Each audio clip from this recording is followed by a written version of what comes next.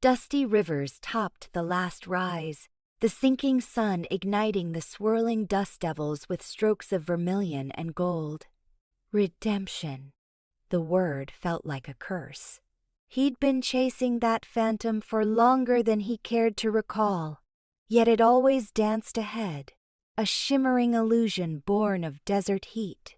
The town was a meager collection of sun-bleached buildings clinging stubbornly to the ochre earth, a testament to either fortitude or simple hard-headedness. Cricket, his dependable Appaloosa, offered a soft nicker, vapor blooming briefly from its nostrils in the cooling air. A reassuring pat on the neck. They'd weathered worse storms. From the weathered gallery of the Grant homestead, Amelia watched him draw near. The long shadows of twilight veiled her face, but her scrutiny remained keen, hawk-like in its intensity. She anticipated someone at least. The advertisement she'd placed in the regional paper had been deliberately vague, promising a temporary alliance and substantial recompense. A dozen replies had trickled in, mostly from vagrants angling for a free ride. Dusty Rivers's response stood apart. Terse, almost indifferent, yet something in the cadence, a world weariness echoing her own, had snagged her attention. Rivers ambled into town, the measured cadence of Cricket's hooves the sole sound against the parched earth. He bypassed the small huddle of structures that served as the town's hub, making directly for the saloon, its inviting lamplight a beacon against the encroaching gloom. Dismounting, he looped Cricket's reins around the rail, pausing to rake a hand through his grime-stiffened hair. He craved a drink, perhaps, with some luck, a tip toward gainful employment. Inside, the saloon was dimly illuminated and steeped in the aroma of flat beer and faded dreams. A scattering of hardened men hunched over drinks, their faces mapped with the trials of frontier existence. A solitary piano player plinked out a melancholy tune in the corner, a somber thread woven through the low hum of voices. Rivers approached the mahogany, the planks groaning softly beneath his weight. "Whiskey," he requested of the barkeep, a stocky fellow sporting a luxuriant mustache and a suspicious squint. The barkeep grunted, pushing a glass of amber liquor across the counter. Rivers downed it in one go, the fiery sensation a welcome distraction from the deep ache in his bones. "Looking for work?" the barkeep queried, wiping down the counter with a soiled rag. Rivers nodded. "The honest kind, if it exists." The barkeep offered a dry, mirthless chuckle. "Honesty's a scarce commodity in redemption, friend. What's your skill set? Riding, roping, training horses? General ranch work?" The barkeep scrutinized him, his gaze lingering on Rivers's toughened hands and the web of lines fanning out from his eyes. "Grad Place might need a hand. Old man Grant bit the dust a few weeks back. Daughter's trying to keep it together, but she's long on backbone and short on experience." Rivers frowned. He'd caught snippets about the Grant Ranch, the whispers surrounding Amelia Grant. A forceful woman, some said. Obstinate and uncompromising, declared others. Trouble clung to her like a burr. "Thanks," Rivers said, tossing a coin onto the polished wood. "I'll bear that in mind." He spent the following hour moving through the room, making inquiries, but opportunities proved elusive. Most ranches in the vicinity were struggling, and few displayed enthusiasm for hiring a stranger. As the evening deepened, a feeling of resignation began to settle in. Redemption. The name taunted him. Back at the Grant spread, Amelia lingered on the porch, now swallowed by the inky night. She could discern the distant sounds of the town, piano chords, boisterous laughter, yet she felt utterly isolated. Her father's ranch, once a prosperous enterprise, now teetered precariously on the edge. Debts mounted relentlessly, and creditors circled like carrion birds, eager to strip the bones of her inheritance. She knew the rumors that followed her, that she was too proud, too fiercely independent, that she should concede defeat and leave. But this land pulsed within her very veins. Her father had poured his life into it, and she refused to relinquish it without a fight to her last breath. She noticed the sudden flare of lamplight as Rivers exited the saloon and turned toward the town's periphery. He wasn't headed toward the livery, indicating he lacked accommodations. She watched him vanish into the enveloping darkness, a solitary silhouette against the immense, indifferent backdrop. Rising, a resolve hardening within her, she grabbed a lantern and made her way out to the barn. Rivers had fashioned a makeshift bed beneath the vast expanse of stars, cricket tethered nearby. The desert air possessed a crystalline chill, the sky a breathtaking canvas of distant constellations. He lay prone, gazing upward, seeking some guiding principle in their remote brilliance. He'd wandered from place to place, job to job, for years, never establishing a permanent foothold, never permitting himself to become emotionally invested. He'd witnessed the consequences of caring, the swiftness with which things crumbled, the ease with which everything could be lost. A shaft of lantern light pierced the darkness. He sat upright, his hand moving instinctively toward the Colt peacemaker tucked beneath his makeshift pillow. "Who's there?" he challenged, his voice hushed and wary. "It's me," a voice answered. "Amelia Grant." Rivers relaxed his grip but remained vigilant. He watched as Amelia approached, the lantern's glow illuminating her features. She was younger than he'd envisioned, perhaps in her late 20s, with strong, definite features and eyes that held a reservoir of untold experiences. She wore practical working clothes, her hair confined in a severe braid. She carried herself with a quiet fortitude, an air of defiance that resonated deeply with him. "I saw you in town," she stated, her voice steady. "Heard you were inquiring about work." "That's correct. I may have something to offer you," she continued, pausing, her gaze unwavering. "Though it's not precisely ranch work." Rivers raised an eyebrow, intrigued. "What is it then?" Amelia took a deep breath, the lantern light dancing in her eyes. "I require a husband." Rivers stared at her, momentarily at a loss for words. He'd anticipated a proposition, perhaps a job offer, but this was wholly unexpected. "A husband?" he echoed incredulously. "A temporary one," Amelia clarified quickly. "A stand-in. An illusion." She outlined her circumstances, the crushing debt, the circling vultures, the clause in her father's will that demanded she be married to inherit the ranch outright. "It was a gamble," she admitted, "an act of desperation to secure some breathing room." "I realize it's a considerable request," she said, her voice softening. But I'm prepared to compensate handsomely, enough to establish yourself elsewhere, maybe even acquire a small property." Rivers considered her proposal, assessing the potential risks against the apparent benefits. He'd always shied away from commitment, from anything that might bind him. Yet the money held considerable appeal, and something about Amelia Grant, a hidden fragility beneath her resilient facade, struck a chord within him. "What would be required of me?" he asked, his voice measured. "Simply play the role," Amelia replied. "Portray my husband convincingly. Attend social gatherings. Maintain appearances. It wouldn't be permanent, just long enough to ensure the ranch's survival. And what transpires after? Afterward we part ways," she said, her voice resolute. "No lingering commitments." Rivers scrutinized her, searching her eyes for any hint of duplicity. He discerned only a sense of profound desperation, along with a spark of tenacious hope.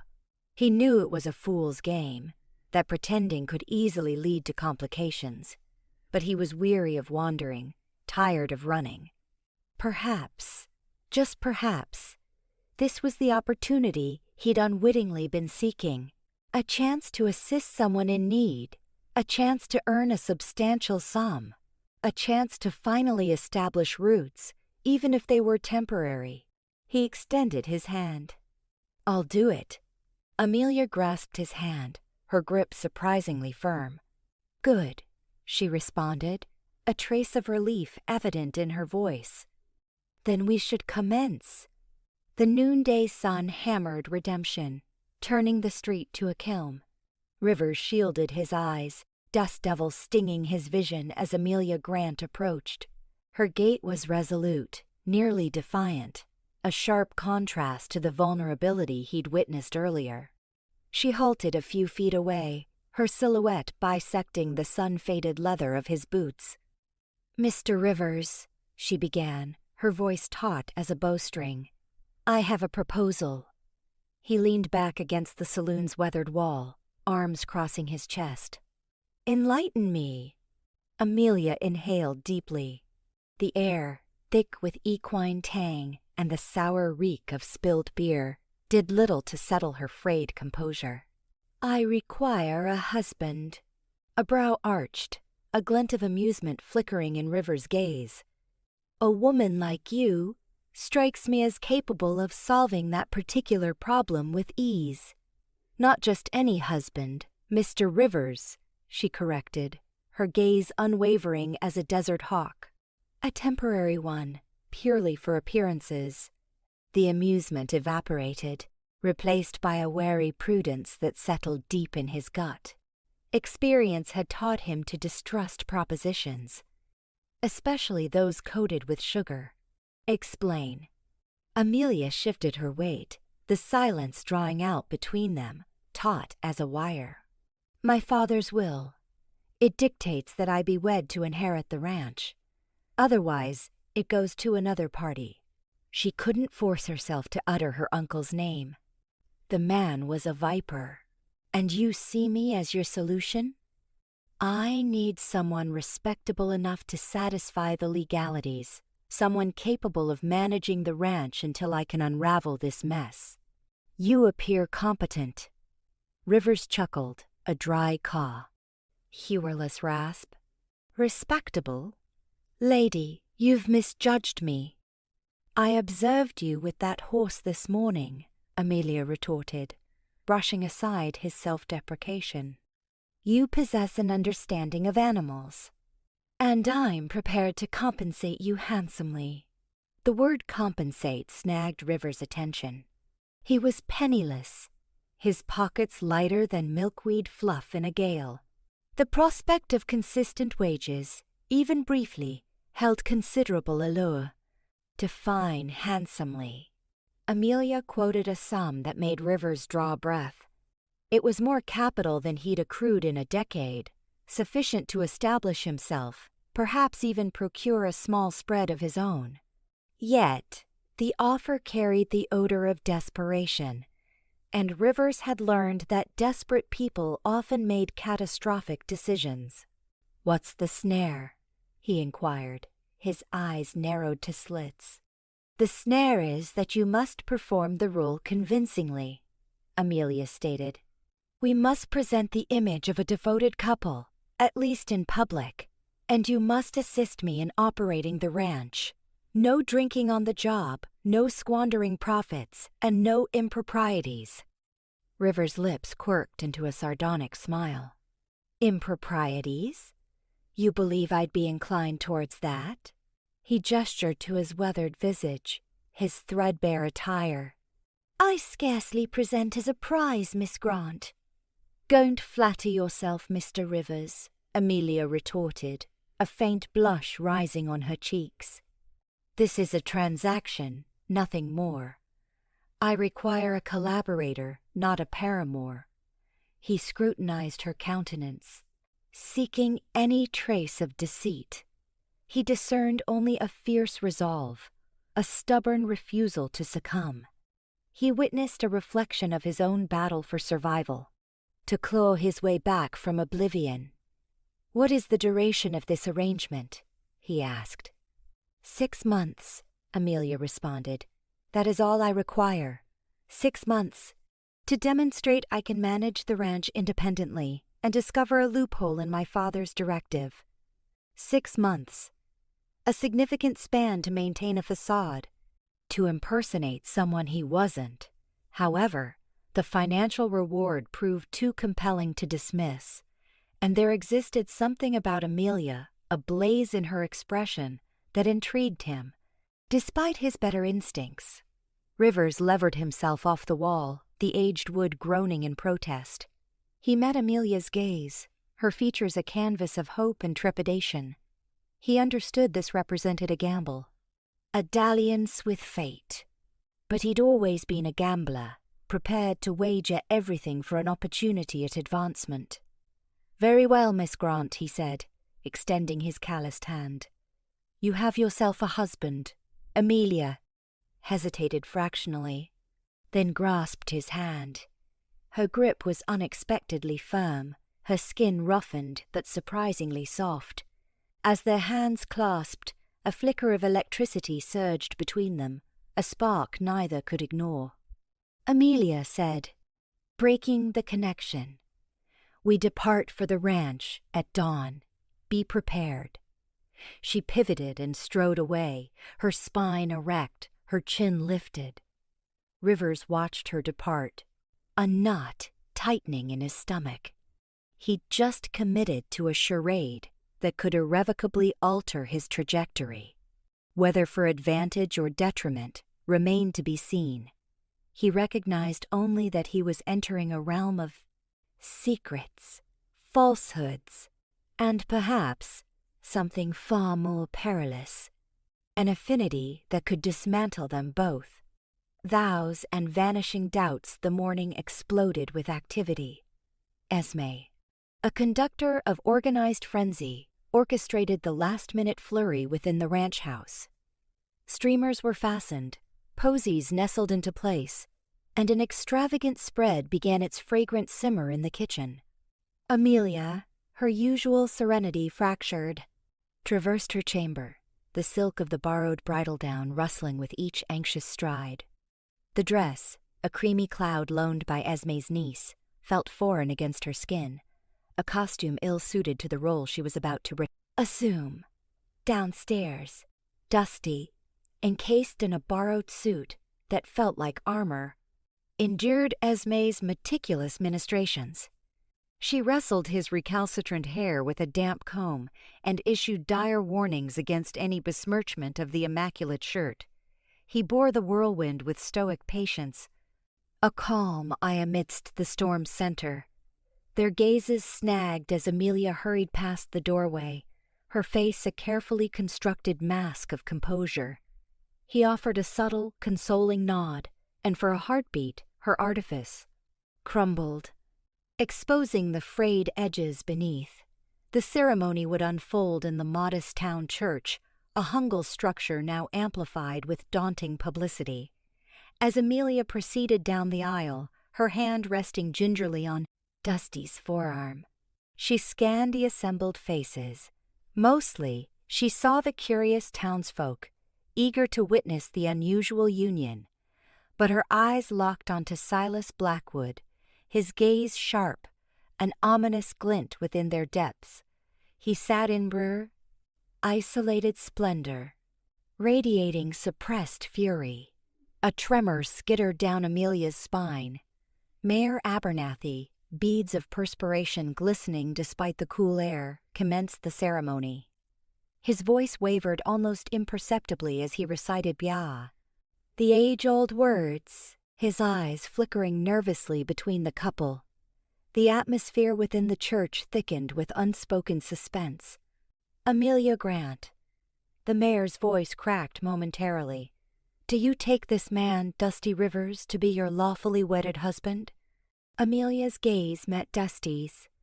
Usually guarded, his eyes held a surprising tenderness, a quiet empathy. She swallowed hard, The practiced words caught in her parched throat. "I do," she managed, her voice a mere thread of sound. Dusty's turn arrived. He regarded Amelia, a brief, indecipherable flicker in his eyes. The ensuing silence stretched, amplifying the charged anticipation. "I do," he stated, his voice solid, ringing with an assurance that seemed to startle even him. The exchange of promises felt strangely intimate. A confidential exchange rendered public.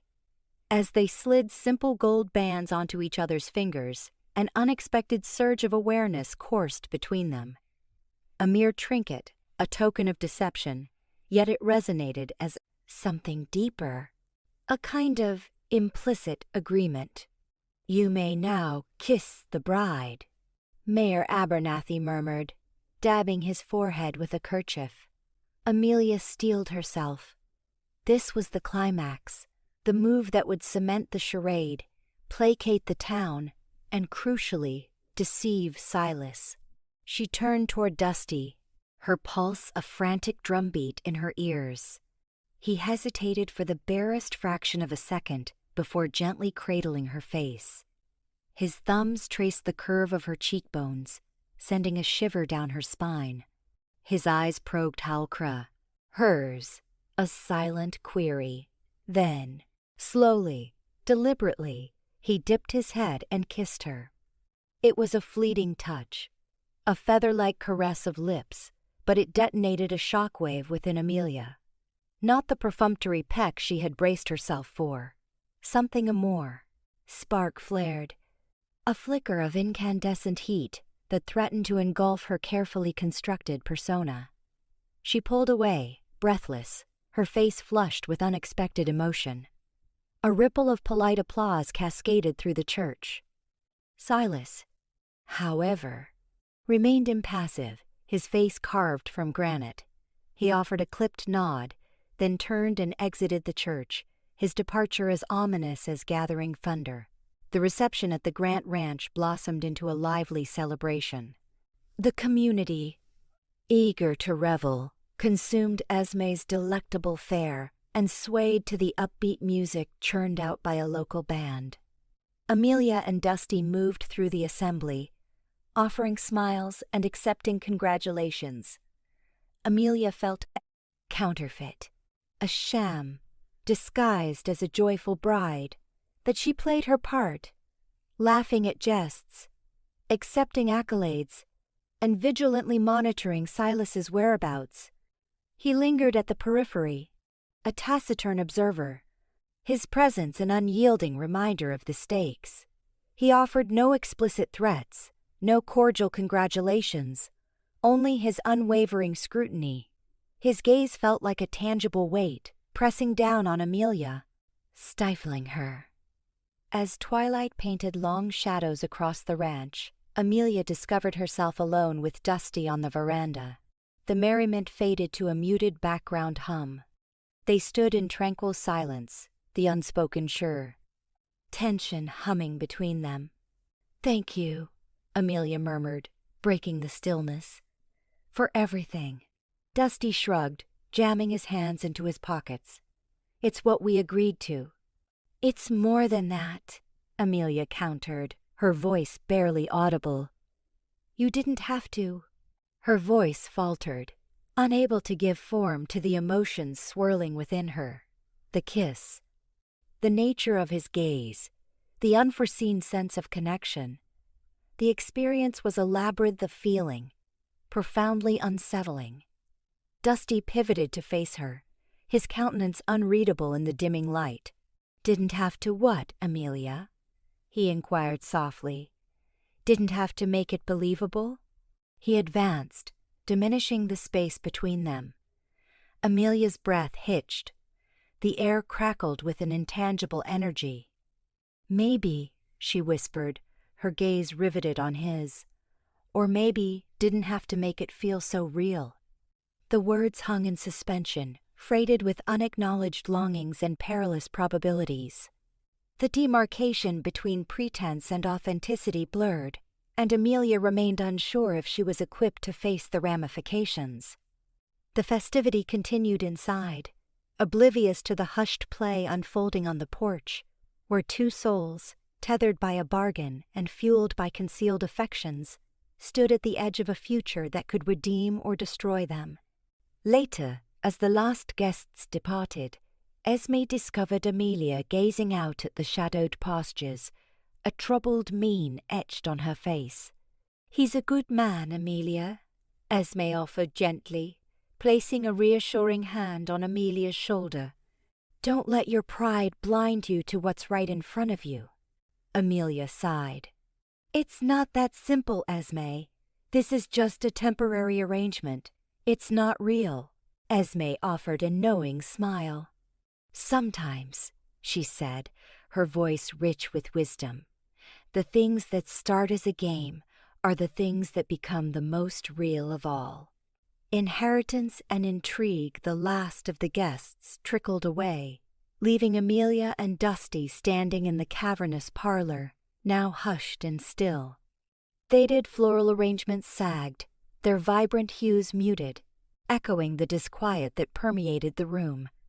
Restless, Amelia circled before the dormant hearth in her cream gown, a crease etched between her brows. Dusty, a silent observer, leaned against the intricately carved mantel, the low candlelight sculpting his features in shadow. "So," she started, her voice taut, "you now possess a semblance of the truth." He pushed off the mantelpiece. "A semblance? Is there more to this charade than fending off unwelcome suitors and withstanding Silas Blackwood's glares?" His humor was brittle, failing to reach his eyes. Amelia halted, facing him, her expression earnest. "The willy, it's intricate." She retrieved a parchment from a nearby table, its surface aged and brittle, and presented it to him. "Read it for yourself." Dusty accepted the document, deciphering the formal, looping script. He skimmed the dense legal phrases, his brow furrowing in concentration. "Something about legally bound spouse, ongoing administration rightful inheritor." He glanced up, puzzled. "Just what is Blackwood angling for?" "Everything," Amelia stated, her voice devoid of inflection. "My father's holdings, the entire spread. He always has been." "And the will presents an obstacle?" Dusty pressed, needing the complete picture. "My father anticipated Silas's designs," Amelia explained, bitterness lacing her tone. "He stipulated that I could only inherit the Grant Ranch upon marriage, and only if that union endured for a year, with my husband and I actively managing the property." Dusty emitted a low whistle. "A year? That's a considerable performance." He paused. "And without a marriage?" "Silas gains control," Amelia retorted, her gaze hardening. "He's coveted this since boyhood, convinced the Grant land is his birthright. My father. They fractured years ago over property, naturally. He always maintained Silas would snatch it by any means imaginable." Dusty returned his attention to the will. "So, Blackwood was banking on you remaining unwed." "Precisely. He envisioned me languishing in some finishing school, too fragile for ranch life," Amelia snapped. "He misjudged me." A spark of admiration flickered across Dusty's face. "Indeed. However, a year remains a substantial commitment. What renders this ranch so crucial?" Amelia exhaled heavily, raking a hand through her hair. "It's not purely the acreage, though that's vast. It's the water rights. The Grant Ranch commands access to the river for miles. Without that vital resource, Blackwood's own lands are barren. Blackwood possesses his own domain." "Then?" Dusty queried, fitting the pieces together. "He controls the adjacent properties," Amelia affirmed. "He's attempted to strong-arm my father into selling for years, offering insultingly low sums. My father consistently refused, fully aware of Silas's intentions. A weighty silence settled between them. Dusty returned the will to Amelia. "So, you required a husband, any husband, swiftly, and I materialized at the opportune moment. You sought employment," Amelia countered, "and I required a husband.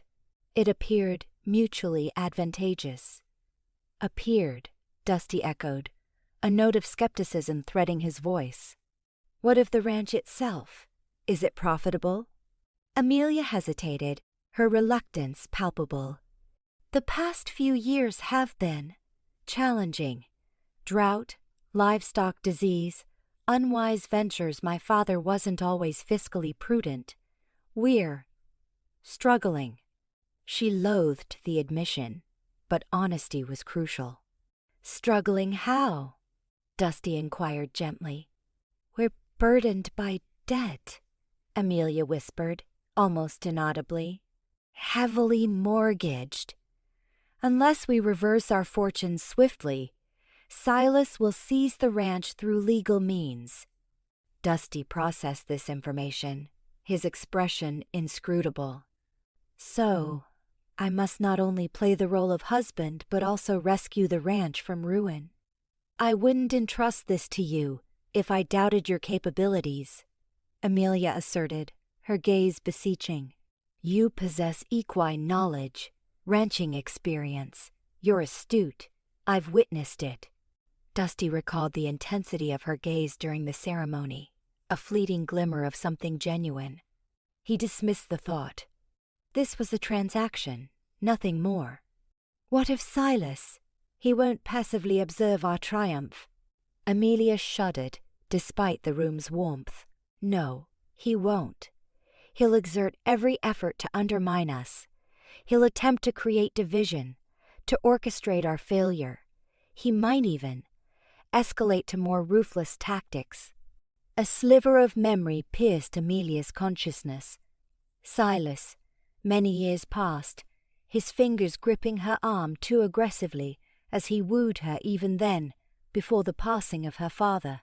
His look, sharp and calculating, offering influence and stability. She had declined, disgusted by his grasping nature, his unrelenting ambition. Her father had intervened, an impassive force, and ushered Silas away. The recollection sent shivers down her spine. "What kind of tactics?" Dusty asked, his tone measured and menacing.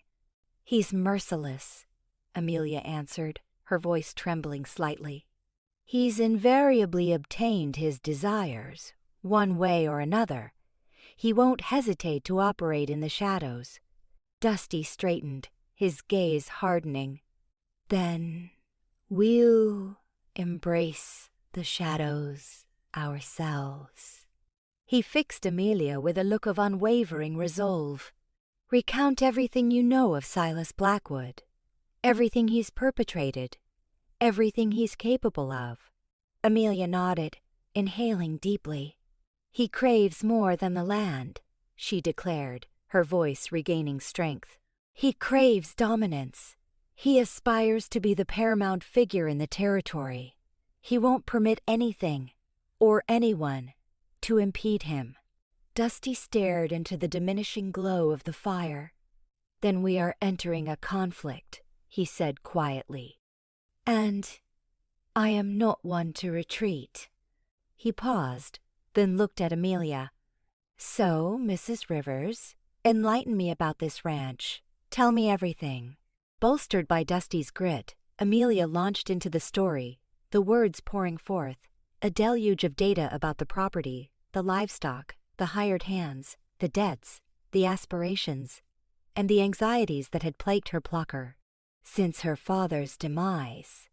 As she detailed, Dusty listened attentively, his mind already formulating strategies, devising plans, steeling himself for the impending war.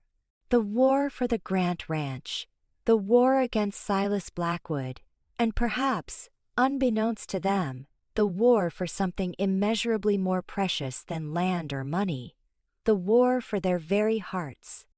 The husband's hand before dawn, Dusty stirred.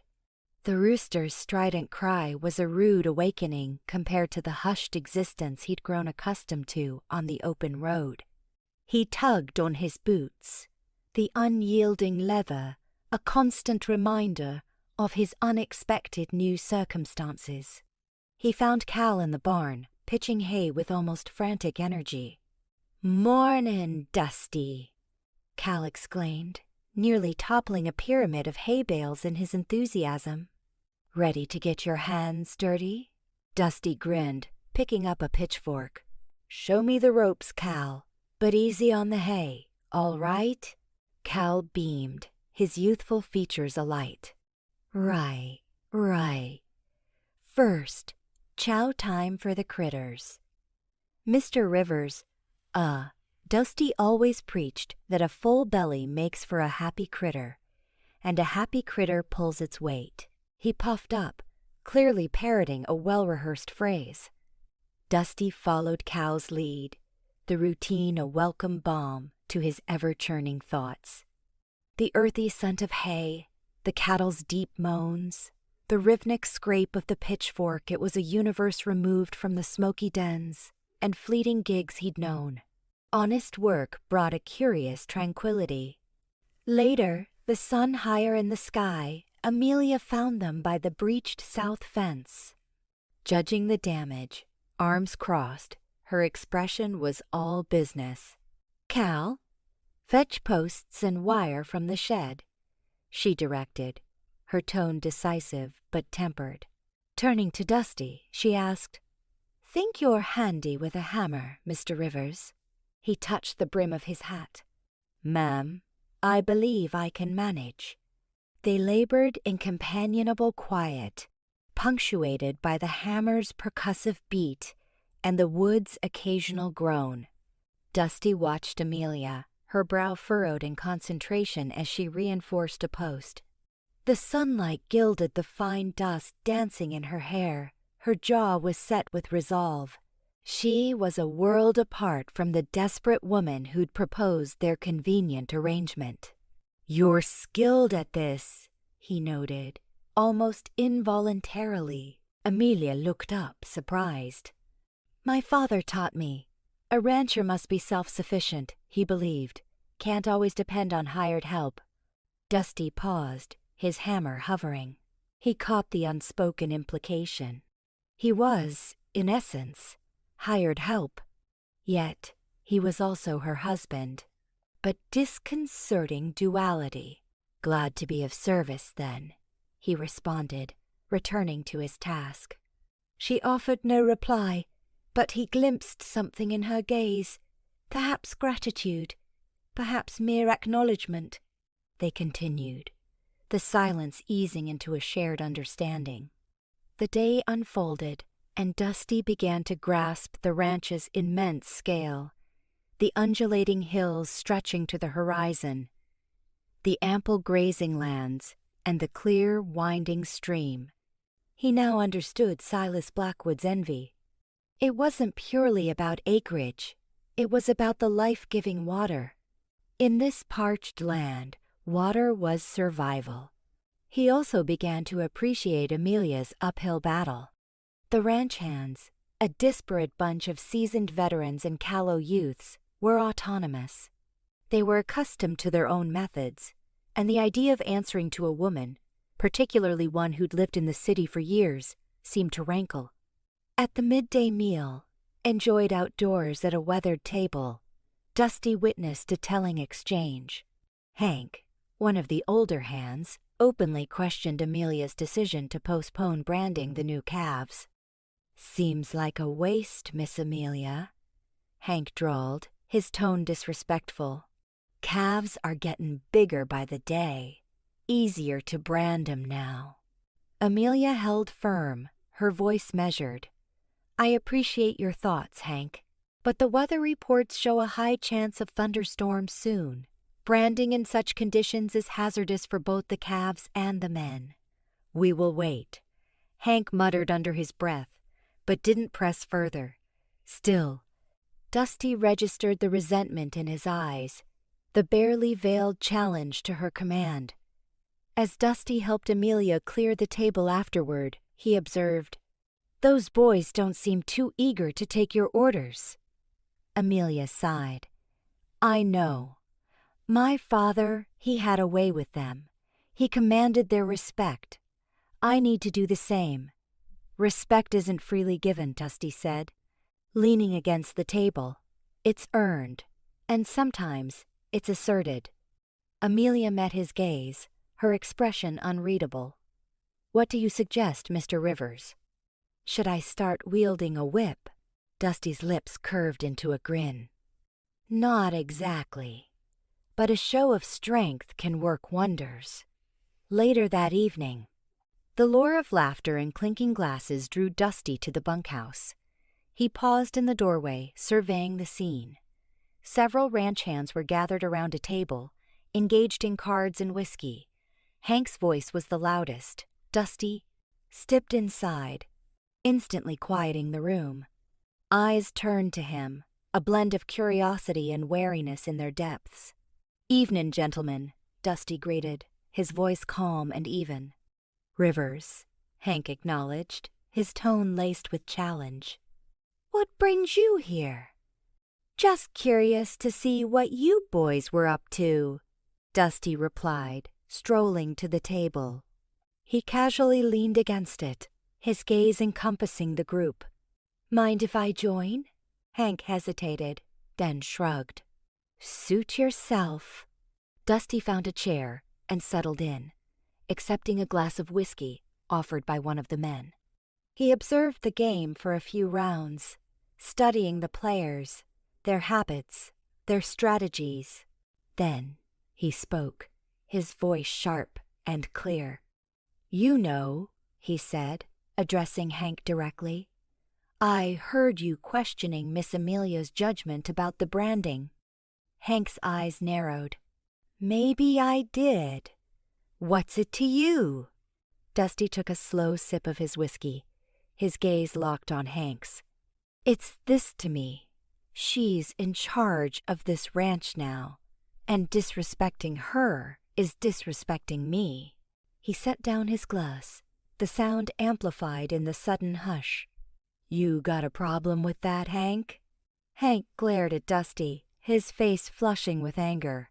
For a moment, it looked as if he would challenge him, call his bluff.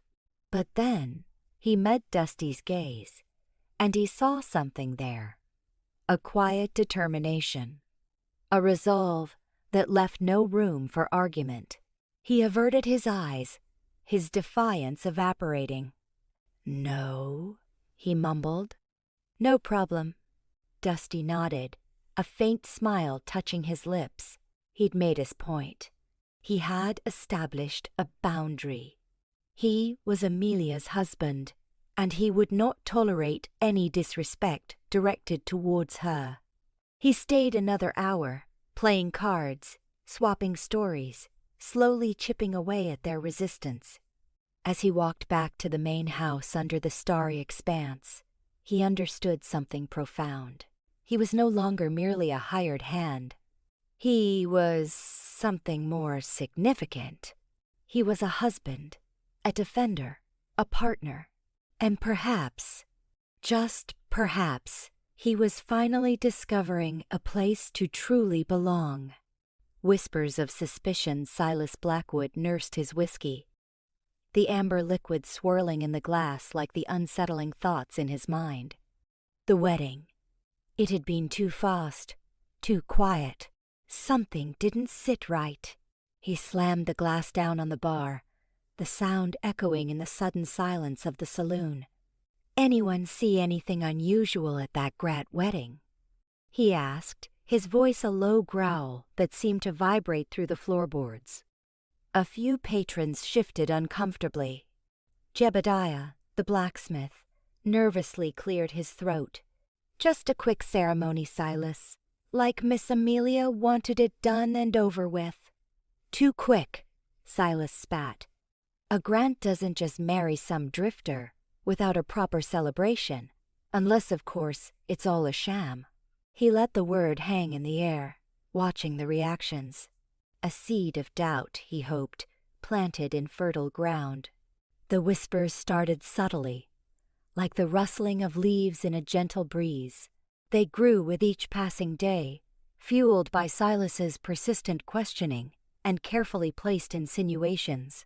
At the general store, Mrs. Henderson clucked her tongue, telling Martha Davies that she'd heard Dusty Rivers was nothing but a saddle tramp, probably after Amelia's money.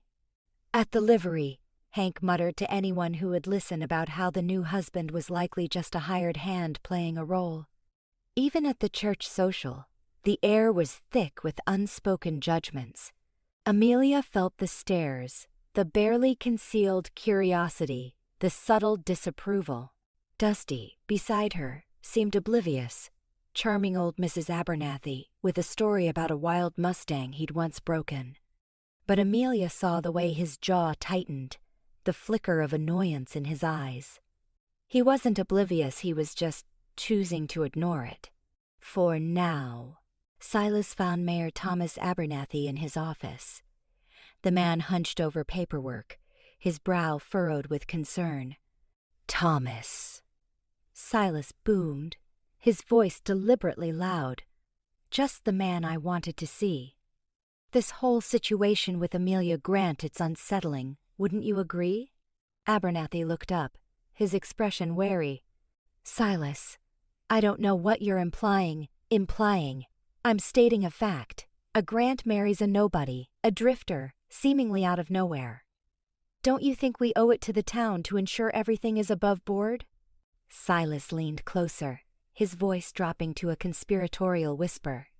"Especially considering the stipulations of her father's will. Seems awfully convenient, doesn't it? This sudden marriage?" Abernathy fidgeted, adjusting his spectacles. "The will is quite clear, Silas. Marriage is a requirement for Amelia to inherit the ranch." "Exactly! And what if this marriage is fraudulent? What if this Rivers character is just a paid actor? The Grant Ranch is too important to this town to let it fall into the wrong hands, or worse, be mismanaged into the ground." Silas placed a thick envelope on the mayor's desk. "Consider this a contribution to the town's investigative fund.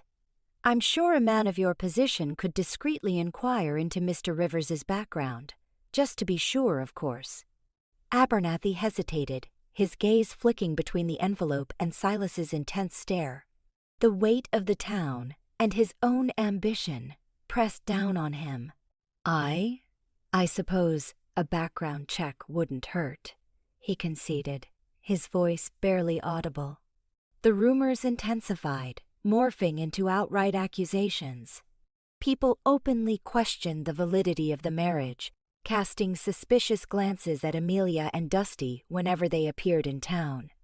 The warmth that had begun to blossom between them felt like it was wilting under the cold scrutiny of the community.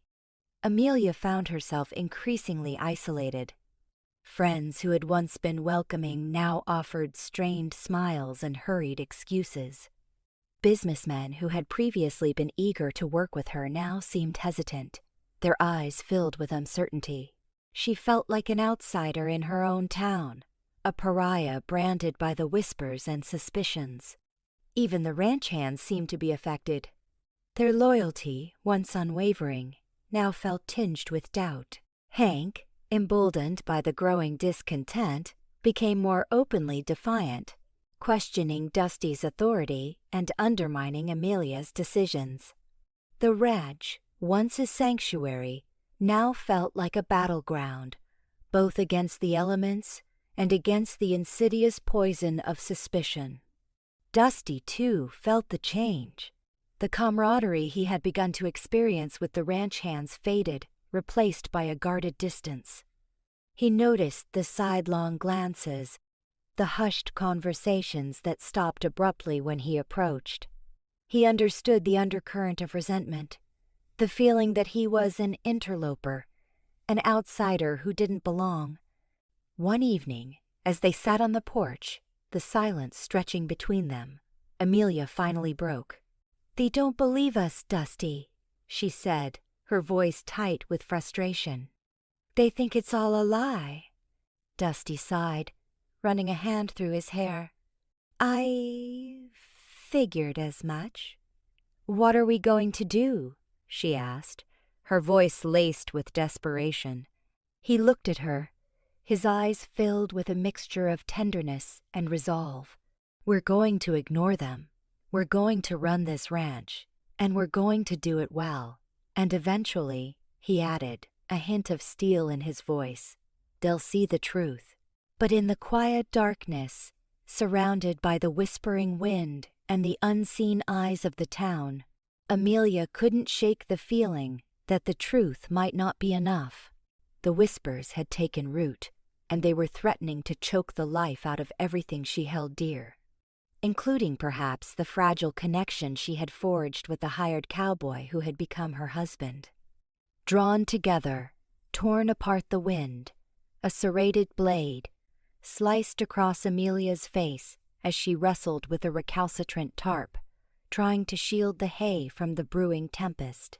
The storm that had begun as Silas's simmering animosity in town now had a physical presence on the ranch, a palpable threat in the air. She sensed it in the flinty gazes of the townsfolk during supply runs, in the muted murmurs that trailed her. Dusty, a watchful sentinel, stood silhouetted against the churning sky, his movements deliberate as he reinforced the barn's heavy door. A sudden gust ripped the tarp free, sending it spiraling upwards. Dusty reacted without hesitation, his hand shooting out to steady her when she stumbled. The brief contact of his fingers against her wrist sent an unexpected current through her. The world seemed to contract, the howling wind and distant thunder receding as their eyes locked. His normally guarded expression was now an open question, intense and searching. Amelia's breath hitched, her carefully cultivated indifference beginning to crumble. This wasn't part of the plan. The contract, the business arrangement, was meant as fortification, not kindling. She pulled away, the absence of his touch leaving an odd hollowness. "Thanks," she managed, turning back to the hay, her cheeks burning. Dusty simply nodded, his face a mask, and resumed his work. The moment lingered, a charged stillness permeating the air, heavier than the impending downpour. Later, after a sparse, mostly silent supper, Amelia found Dusty by the fire, the flickering light painting shifting patterns on his weather-beaten features. The scent of wood smoke, earthy and grounding, offered a small solace against the disquiet that had settled over the ranch. Hesitantly, she walked over and sat on a fallen log opposite him, maintaining a deliberate distance. "The men are getting antsy," Dusty said, his voice a low rumble, breaking the silence. "They feel the heat radiating from town. Silas's venom is working." Amelia sighed, running a frustrated hand through her hair. "I know." Mrs. Henderson looked at me in the mercantile as if I were something she scraped off her boot. "They'll adjust," Dusty offered, though the words sounded hollow even to his own ears. "They need time to see Silas for the liar he is. Do you honestly believe that?" Amelia questioned, meeting his gaze directly. "Or are you just telling me what I want to hear?" Dusty hesitated, his eyes flickering away. "I'm saying it because it's the truth." Amelia scrutinized him, searching for any hint of duplicity. "Is it really?" she challenged, her voice barely audible. "Or is it because you're being paid to uphold that truth?" The atmosphere thrummed with unspoken tension. Dusty rose abruptly, his movements stiff and agitated. "What's that supposed to imply?" "It implies," Amelia retorted, her voice gaining strength, "that I'm tired of play acting, tired of the charade, the whispers, and the fabrications, of constantly wondering if you're truly on my side or just biding your time for a paycheck. So, you think this is all about money?" Dusty exploded, his eyes blazing with indignation. "You believe that's my sole motivation? What other explanation is there? Amelia countered, her voice sharpened with bitterness. You barely know me, Dusty. We forged an agreement, a commercial transaction. Let's not pretend it's anything deeper. And what if it is? Dusty challenged, stepping closer, his voice dangerously soft. What if my feelings are something more than just transactional? Amelia recoiled, her heart hammering against her ribs. Don't, she whispered, shaking her head in denial. Don't utter words you don't mean. But what if I do mean them? Dusty persisted, his gaze unwavering. What if I'm equally weary of pretense, Amelia? Weary of suppressing how your eyes gleam when you talk about this land, the way your laughter sounds like crystal bells in a summer breeze. Weary of pretending I don't crave to. He stopped short, his jaw clenching. Amelia's breath caught in her throat. She yearned to refute it, to push him away, yet a painful truth resonated within her. She longed for him to articulate the sentiment, to close the distance created by their carefully constructed roles. However, fear held her captive, the dread of vulnerability, of shattering the fragile facade they had erected. Don't, she repeated, her voice barely audible. You can't. We can't. And why the hell not? Dusty demanded, his voice ragged with emotion. Because of Silas? Because of societal judgment? Or because you're terrified to acknowledge that maybe, just maybe, you harbor some feelings as well? My feelings are irrelevant, Amelia stated, turning away, tears pricking at her eyes. This was a miscalculation, all of it. A mistake? Dusty scoffed, running a hand roughly through his hair. Or are you simply too afraid to gamble? To risk relinquishing control?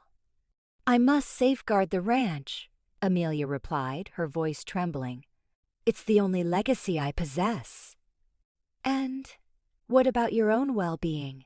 Dusty inquired, his tone no gentler, tinged with a hint of melancholy. Don't you warrant something more than just this ranch, Amelia? Don't you deserve a life filled with joy? Amelia remained silent, unable to voice the tangled web of fear, desire, and the oppressive burden of responsibility. She spun around and fled back to the house, leaving Dusty alone by the fading embers of the campfire, the unanswered questions hanging heavily in the night air. The inner storm continued its relentless assault, threatening to consume everything she held sacred. Acts of kindness the morning after the storm dawned clear, the air washed clean and smelling of damp earth and pine. Dusty found Amelia already in the barn, her hands calloused as she inspected the newly mended stalls. He'd half expected her to be distant, still bristling from their argument the night before, but she met his gaze with a steady resolve that intrigued him. Cal's got a good heart, but he's still green, she said, her voice matter-of-fact as she ran a hand along a smooth beam. Silas was on him again about that gate he left unlatched. Dusty frowned. Silas has been riding him hard lately. I'll have a word. Amelia shook her head. No, I already did. Cal's learning, and Silas is just trying to prove something. I told Silas if he had so much time to complain, he could spend it fixing fences himself. Dusty watched her, impressed. She wasn't just protecting her ranch, she was protecting her people. The weight of that responsibility seemed to settle heavier on her shoulders than she let on. Later that morning, Dusty saw Amelia corner Silas near the bunkhouse. Even from a distance, he could feel the heat radiating from her words. Silas, usually puffed up with self-importance, seemed to shrink under her gaze. Dusty didn't catch the specifics, but when Amelia turned and walked away, Silas stared after her, a mixture of resentment and grudging respect on his face. Cal, who had been nervously watching the exchange, hurried over to Amelia as she walked back towards the main house. Dusty saw Cal's face light up as she spoke a few words to him, a genuine smile gracing her lips. Whatever she said, it seemed to bolster the young man's spirit. Cal straightened his shoulders and went back to his chores with renewed energy. Dusty found himself smiling. Amelia's strength wasn't just about her land or her grit. It was about her ability to inspire loyalty and kindness in others.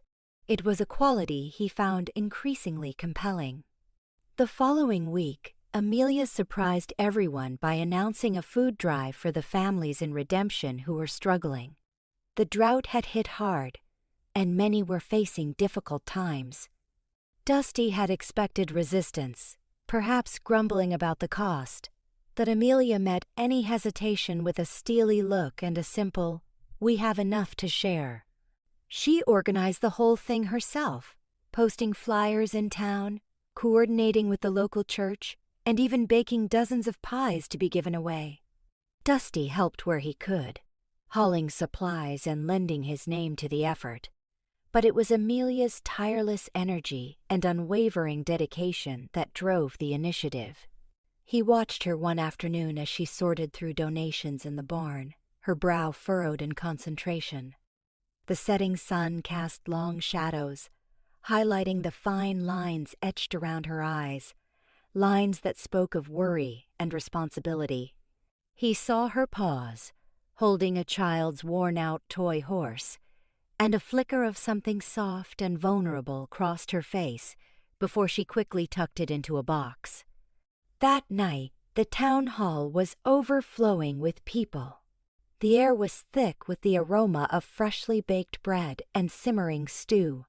Amelia moved through the crowd, greeting everyone with a warm smile and a genuine interest in their well-being. Dusty stood back, observing her, and a profound sense of admiration washed over him. He had initially seen her as a shrewd businesswoman, focused on preserving her legacy. Now, he saw a woman with a deep well of compassion and a fierce loyalty to her community. Silas Blackwood was there too, looking uncomfortable and out of place.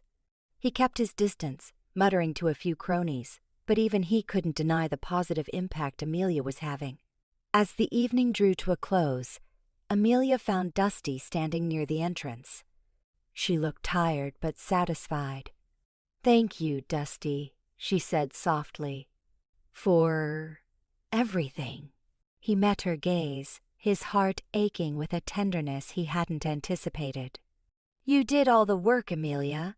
I just helped carry boxes." She shook her head. "It meant a lot to have you by my side. It made a difference." The unspoken words hung between them, a fragile bridge spanning the chasm of their complicated arrangement. Later that night, after the last of the donations had been packed away and the town hall was empty, Amelia found Dusty on the porch, staring out at the starlit sky. The silence stretched between them, thick with unspoken emotions. "Dusty," she began, her voice hesitant. "About last night." He turned to face her, his expression unreadable in the dim light. "Amelia, I was scared," she confessed, her voice barely a whisper. "Scared of what I was feeling. Scared of letting go." He stepped closer, his hand reaching out to gently brush a stray strand of hair from her face. "I know," he said softly. "I'm scared too." She looked up at him, her eyes searching his. "But why?" Because," he said, his voice low and husky. "I'm falling for you, Amelia Grant, and I don't know what to do about it." A long silence stretched between them, broken only by the chirping of crickets. Finally, Amelia reached out and took his hand, her fingers interlacing with his. "Maybe," she said, her voice trembling. "Maybe we don't have to know what to do. Maybe we just have to be." He squeezed her hand, a flicker of hope igniting in his chest. The storm had passed, leaving behind a landscape scarred, but also cleansed. And in the quiet stillness of the night, two hearts began to tentatively reach for each other, hoping to find solace and redemption in the unexpected kindness of love. Accidents and escalation. Dusty jolted awake, smoke stinging his nostrils. This wasn't the comforting aroma of a hearth, but a harsh, chemical stench, something violently wrong. He shot up in bed, instantly on guard. Amelia was already in motion, tugging on her boots, a hard resolve hardening her features, a look he knew well. "The barn," she stated, voice tight with dread. East Barn's ablaze. They sprinted into the night, the cool air a sharp slap against their skin. An inferno painted the horizon a grotesque orange, a canvas of impending doom. Nearing the structure, the heat slammed into them, a tangible force. Roaring flames devoured the tinder-dry wood with terrifying voracity. Trapped within, the livestock shrieked in panic, their cries piercing the fire's hungry roar. Without hesitation, Dusty hurled himself against the barn door, the hinges screaming in protest as he plunged into the fiery abyss. Smoke clawed at his lungs, blinding him, but the terrified neighs of horses, the frantic bleats of sheep, guided him. Amelia, right behind him, barked orders to arriving ranch hands, their faces illuminated by the hellish glow. "Water buckets! Cow! Axes! Cut the fences!" Her focused energy cut through the pandemonium. Together, they herded the animals from the inferno, each cough a victory, clothes scorched and reeking of char. A young mare sported burns on its flank, and Amelia immediately knelt beside it, offering a gentle touch amid the chaos. When the blaze finally yielded, only a skeleton of charred timbers and twisted metal remained, the air thick with the bitter reek of destruction, a stark reminder of their precarity. As Dusty leaned against a nearby fence, drawing ragged breaths, a chilling discovery struck him. Oil-soaked rags, concealed beneath a hay bale near the fire's origin. Arson. This was no accident. An unnerving tension gripped the ranch in the following days. Everyone moved with heightened awareness, eyes constantly scanning the landscape, their steps measured. The barn's skeletal remains stood as a silent accusation. Dusty and Amelia labored tirelessly, restoring order, tending to the injured, and reassuring the shaken crew. Then, disaster struck again. The well ran dry. Cal delivered the news, his usual sunny disposition replaced by a deep-seated worry. "Miss Amelia, Mr. Dusty," he said, his voice uncharacteristically subdued. "The well's gone dry, pumps busted beyond busted." I reckon a wave of horror washed over Dusty and Amelia. Without water, no irrigation, no livestock sustenance, no life. A crippling blow, delivered with cold deliberation. Examining the pump, Dusty found it beyond mere malfunction. It had been deliberately crippled. Stripped gears, pipes choked with debris, the mechanism irrevocably damaged. "Someone wanted to make sure we couldn't fix this," he growled, his tone edged with danger. Amelia's face paled, but her eyes burned with furious resolve. "Sidus," she hissed, the name a venomous whisper. "He's behind this. He wants us gone. And he won't quit." The water shortage stoked the ranch's growing paranoia. Tempers frayed, and suspicion festered like poison. Even Cal, usually a beacon of optimism, appeared withdrawn, defeated. Dusty found him by the barren well, gazing into its empty maw with utter despair etched on his face. "It ain't right, Mr. Dusty," Cal choked out. "We ain't done nothing to deserve this. Miss Amelia, she's a good woman, treats us fair, works harder than anyone. Why would anyone want to hurt her like this?" Dusty placed a hand on Cal's shoulder, his own heart a heavy mix of rage and helplessness. "Some folks are just mean, Cal," he said, his voice rough with emotion. "See someone doing well, want to tear 'em down. But we won't let them. We'll fight back." As the days dwindled, desperation deepened. Amelia metered out the remaining water with grim efficiency, prioritizing the livestock and those most in need.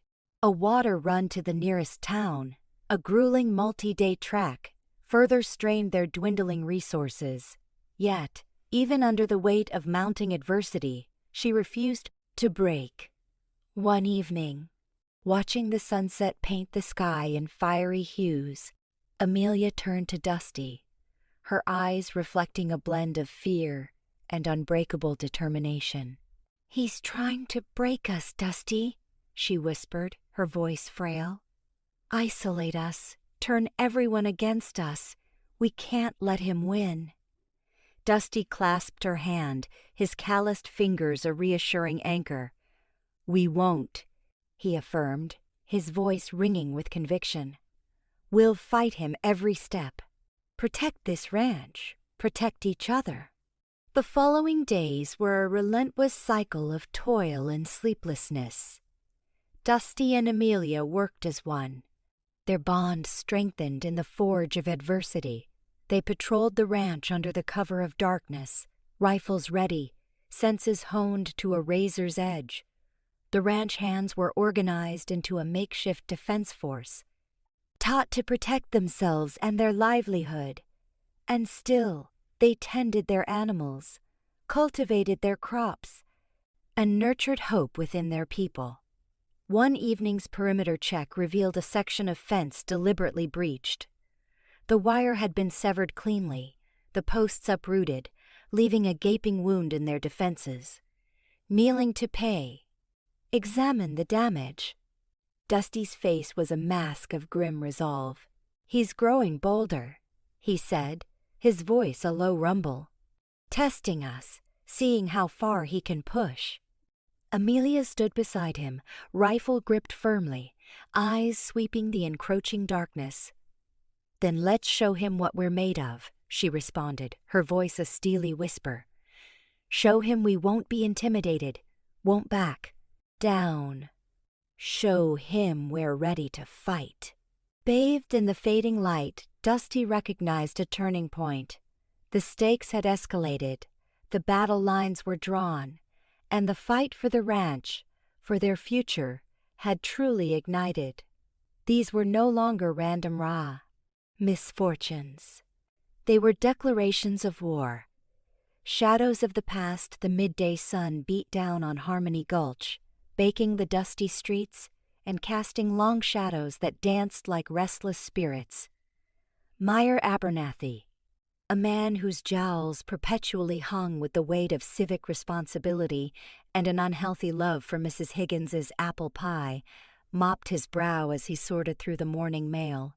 Bills, complaints about stray dogs, an invitation to the annual pig roast, the usual humdrum of small-town governance. Then, a thick envelope, postmarked from a city he couldn't quite place, caught his eye. It was unmarked, save for his name and title scrawled in hurried ink. He sliced it open with his letter opener, the metallic shink echoing in the otherwise silent office. Inside, nestled amongst layers of cheap newsprint, was a single sheet of paper, a wanted poster. The grainy image, though faded and creased, was unmistakable. It was Dusty Rivers, wanted for bank robbery, train heist, and aggravated assault. The bold lettering screamed. A cold dread washed over Abernathy. He knew Dusty, knew him as the quiet, hard-working man who had seemingly saved Amelia Grant's ranch from ruin. This couldn't be right, but the poster was there, undeniable. casting a long, menacing shadow over the already troubled town. Dusty was out by the north fence, repairing the damage from Silas's latest act of sabotage. He swung the hammer with a ferocity that belied the tremor in his hands. Each strike was a desperate attempt to drown out the gnawing fear that had been his constant companion since arriving in Harmony Gulch. He knew people were watching him, knew the whispers followed him like a persistent cough. He tried to ignore it, to focus on Amelia and the ranch, but the past was a relentless beast, always clawing at his heels. He wiped sweat from his brow, the rough canvas of his shirt scratching against his skin. He risked a glance towards town. Everything seemed normal enough. Children played in the street. Mrs. Higgins gossiped with Mrs. Abernathy outside the General Cred store, and the lazy sway of the saloon doors offered the promise of cool beer and fleeting oblivion. But beneath the surface, he sensed a shift, a subtle tightening of the atmosphere. He could almost taste the suspicion, thick and metallic. On the air. Later that afternoon, Amelia found herself in town, picking up supplies at the general store. The shelves were sparsely stocked, Silas's actions impacting even the most basic necessities. She felt the weight of every eye on her. The unspoken accusations and veiled contempt. The rumors, fueled by Silas's insidious whispers, had painted her as a desperate woman, willing to do anything to hold on to her land. Even marry a nobody like Dusty Rivers. She overheard a conversation between two men huddled by the Cracker Barrel. Heard Abernathy got a letter about Rivers, one of them muttered, his voice low and gravelly. Yeah? What's it say? The other replied, leaning in conspiratorially. Something about a past, a real past. Not the story he's been sellin'. Amelia's heart clenched. She tried to appear nonchalant, examining a jar of pickled beets with feigned interest, but her ears strained to catch every word. Abernathy's been askin' around. Discreetly, of course, but folks are talkin'. Amelia paid for her supplies, her hands trembling slightly as she counted out the coins. She hurried out of the store, the oppressive atmosphere suffocating her. She needed to find Dusty, to warn him. But a chilling thought stopped her in her tracks. What if the rumors were true? What if the man she had entrusted with her life, with her ranch, was not who he claimed to be? Dusty was in the barn, tending to a lame horse, when Amelia found him. The air was thick with the scent of hay and liniment, the rhythmic swish of the horse's tail the only sound. He looked up as she entered, his eyes, usually warm and inviting, now guarded and wary. "Amelia," he said, his voice low. "What's wrong?" She hesitated, unsure how to broach the subject. I was in town. I heard some things." Dusty stiffened, his jaw tightening. "What things?" "About you," she said, her voice barely a whisper. "About your past." He turned away, resuming his work on the horse's leg. "People talk, Amelia. You know that. But what if there's truth to it, Dusty? What if you're not who you say you are?" He stopped, his hand frozen on the horse's flank. He turned back to her, his eyes filled with a desperate plea. "Amelia, please. You have to trust me." "Trust you?" she cried, her voice rising in frustration. "How can I trust you when you won't tell me the truth?" He opened his mouth to speak, then closed it again, his face a mask of pain and resignation. He knew he couldn't tell her, not yet. The truth was too dangerous, too likely to destroy everything they had built. That evening, as the sun dipped below the horizon, painting the sky in hues of orange and purple, Dusty sat alone on the porch, staring out at the vast expanse of the ranch.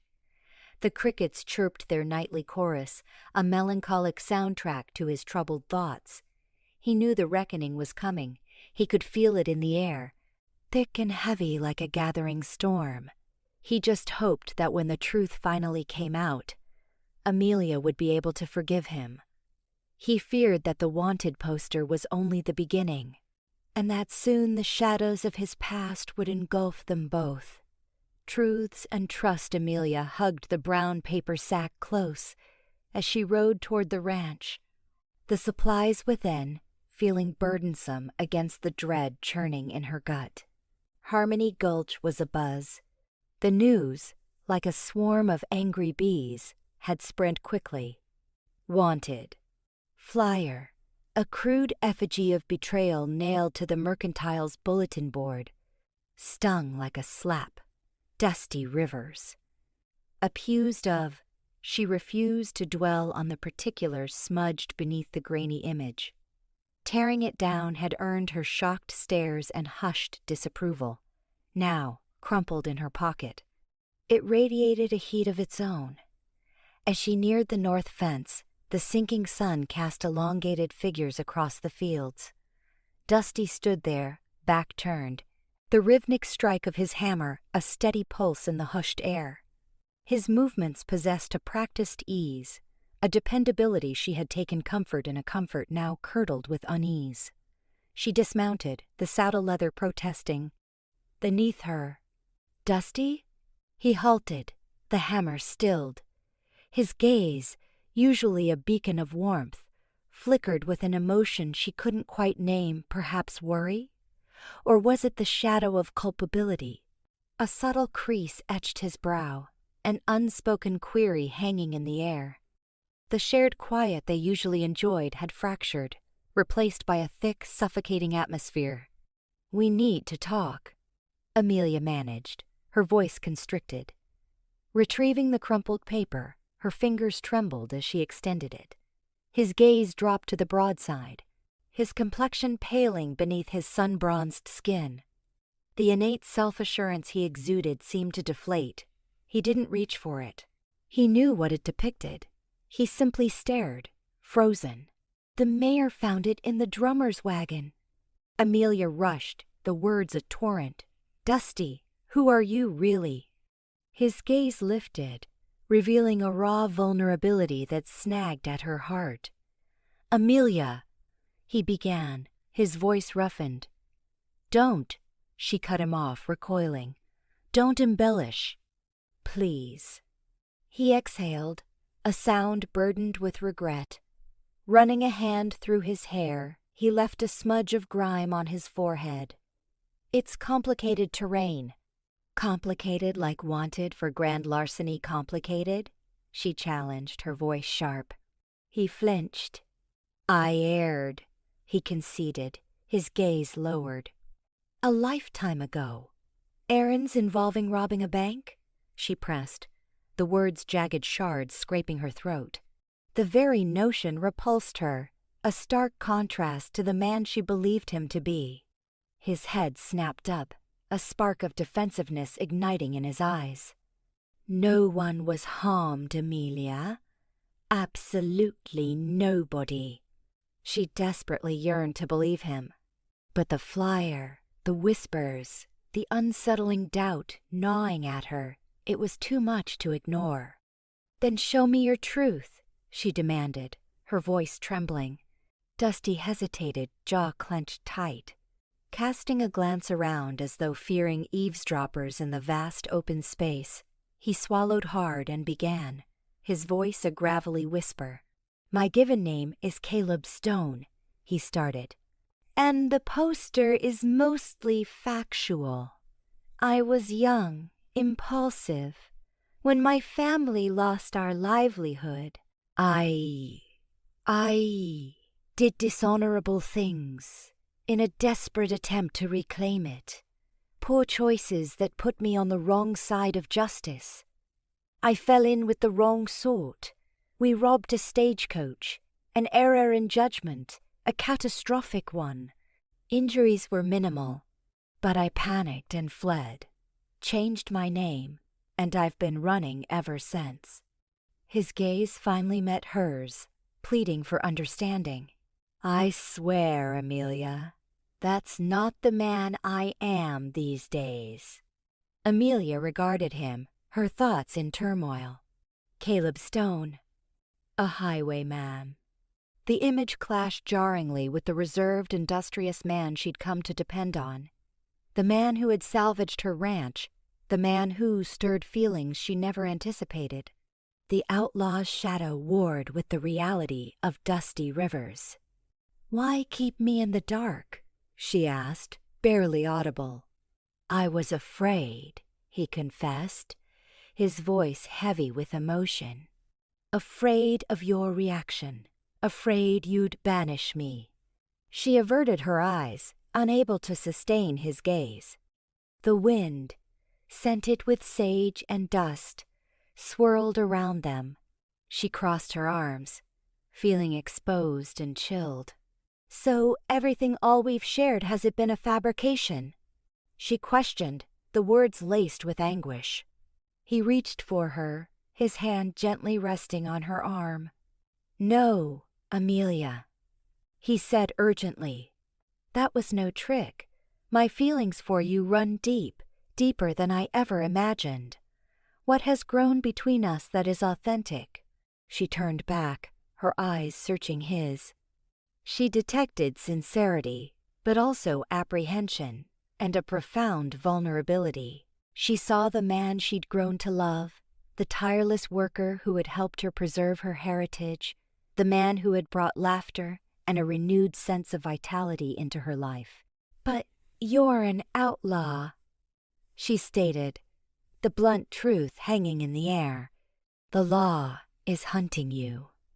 "I know," he replied, his voice resigned. "I'm braced for that eventuality." "And what about us?" she queried, her voice wavering. "What becomes of our bond?" He drew nearer, his eyes searching hers.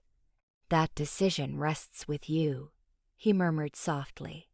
"I would grasp if you find it impossible, if you want me to disappear. I would hold no ill will toward you." She searched his eyes, detecting the ache and the flicker of hope.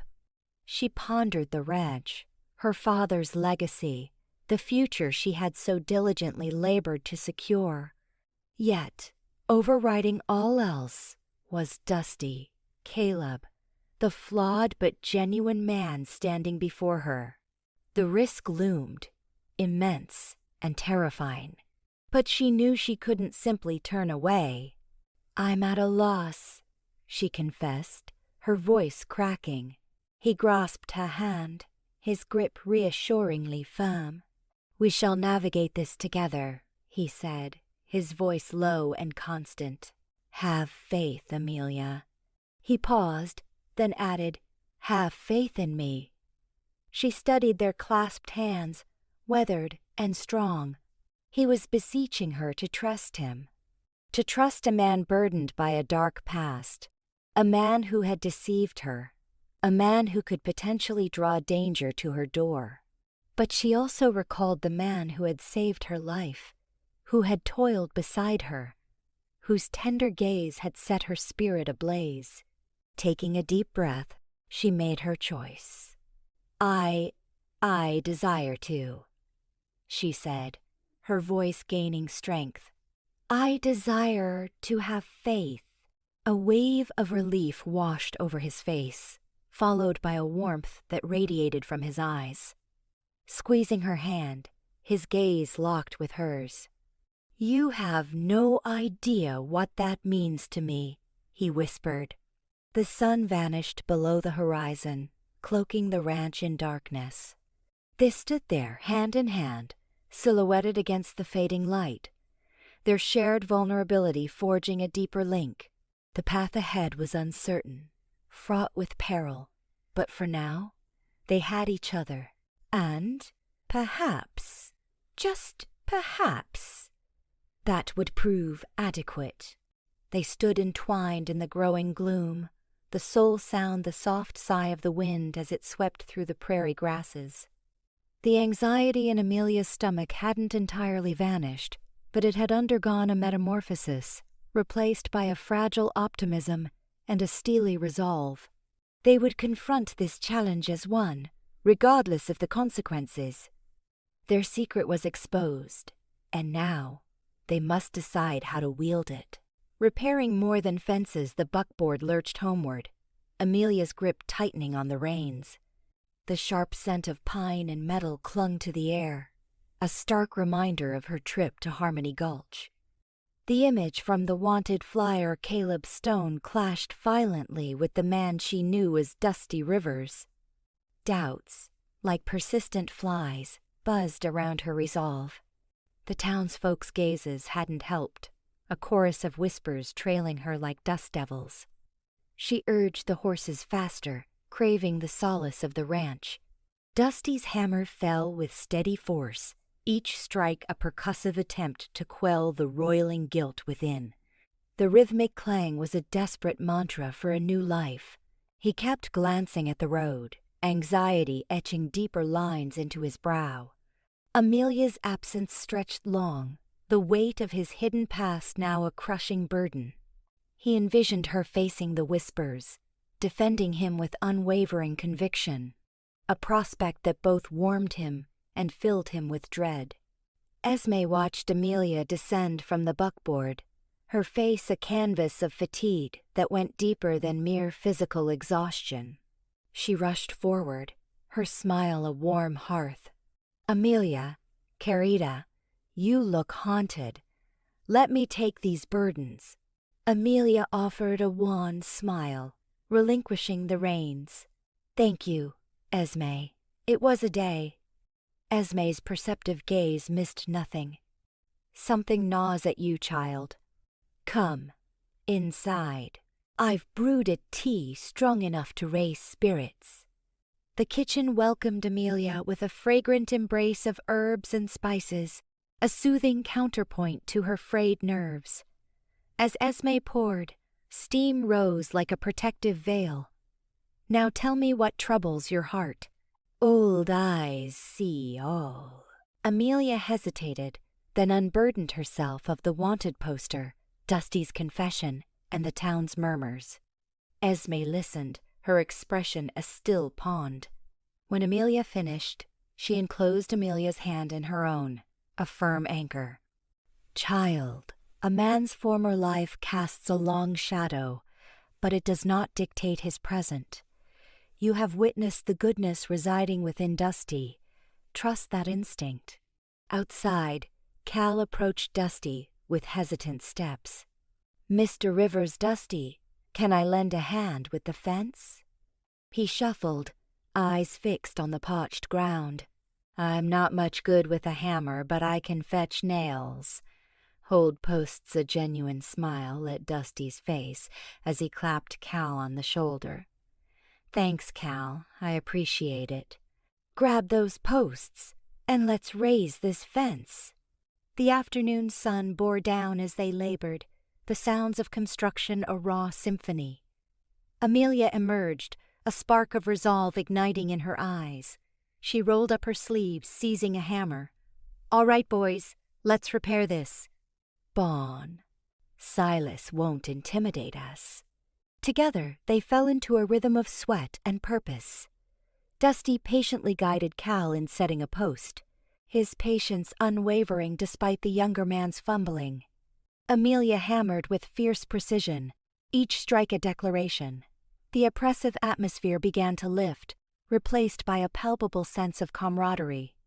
"You know," Cal said, wiping his brow, "folks are talking in town.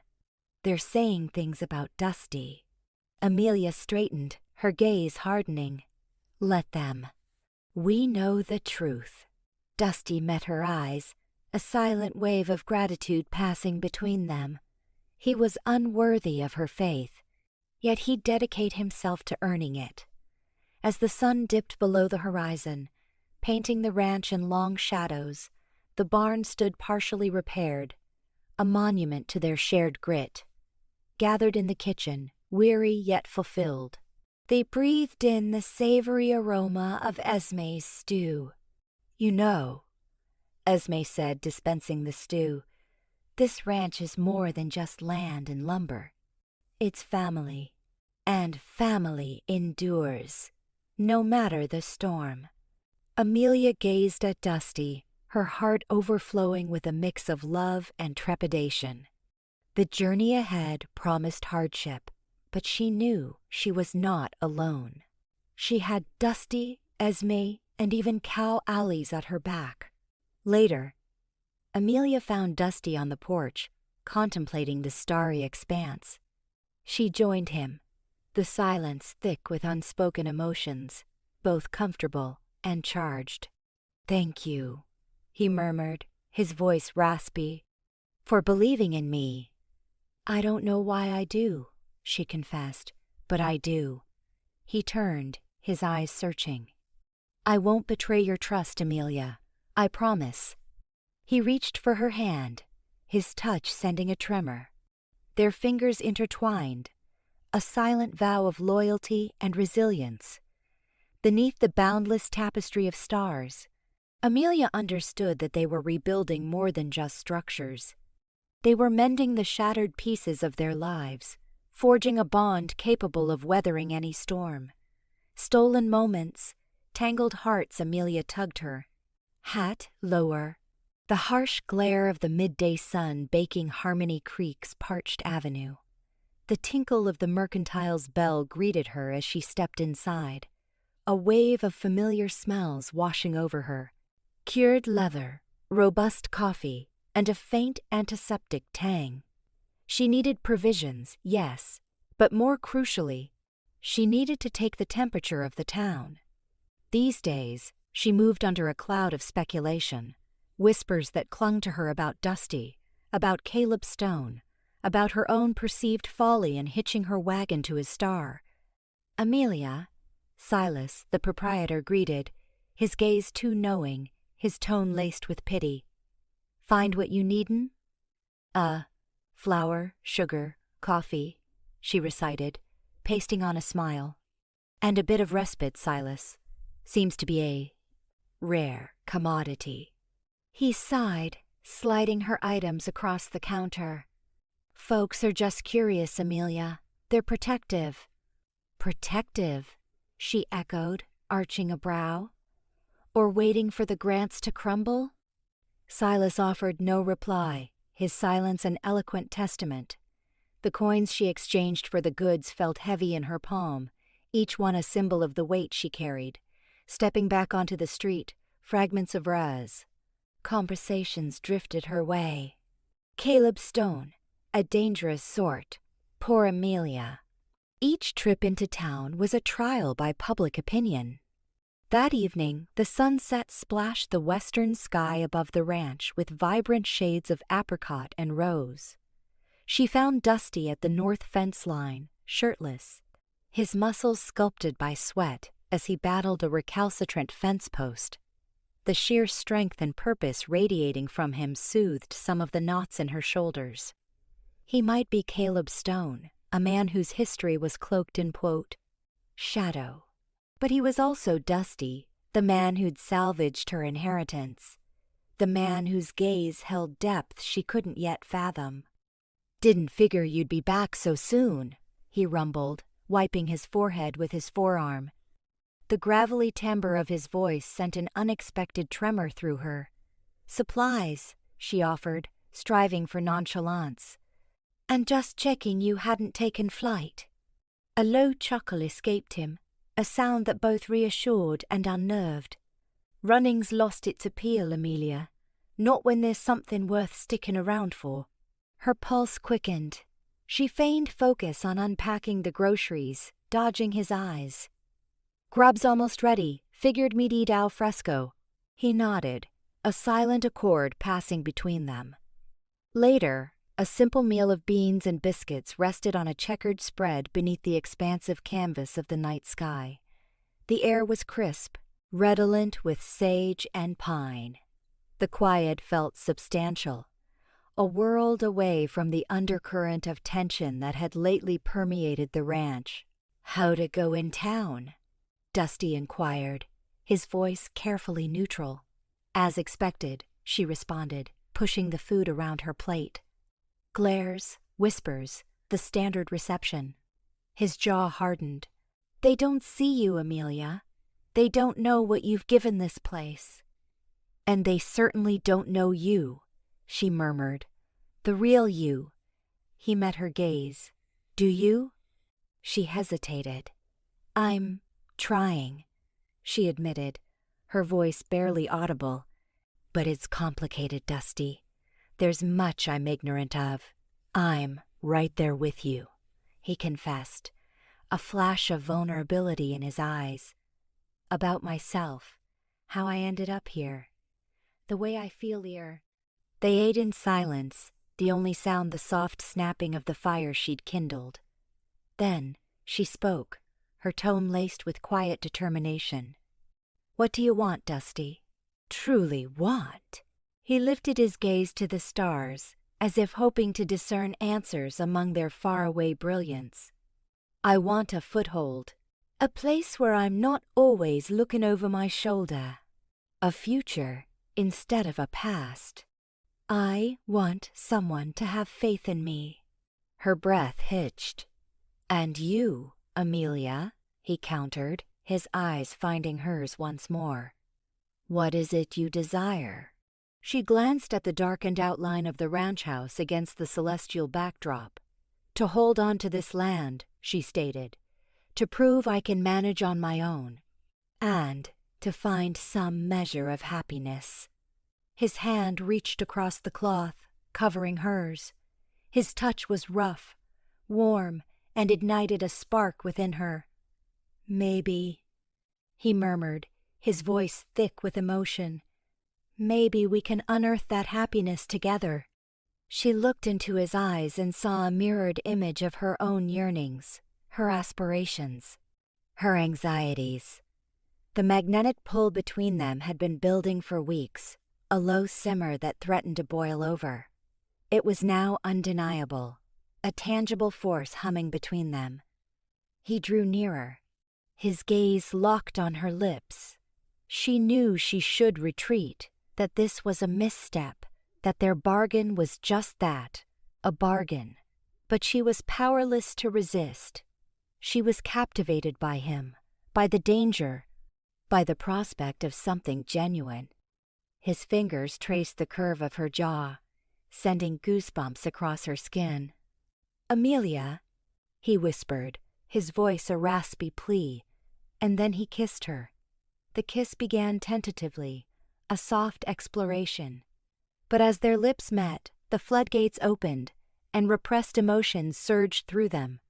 It was a kiss fueled by longing, by desperation, by a mutual craving to break free from the shackles of their pasts and the ambiguity of what was to come. She closed her eyes, yielding to the moment.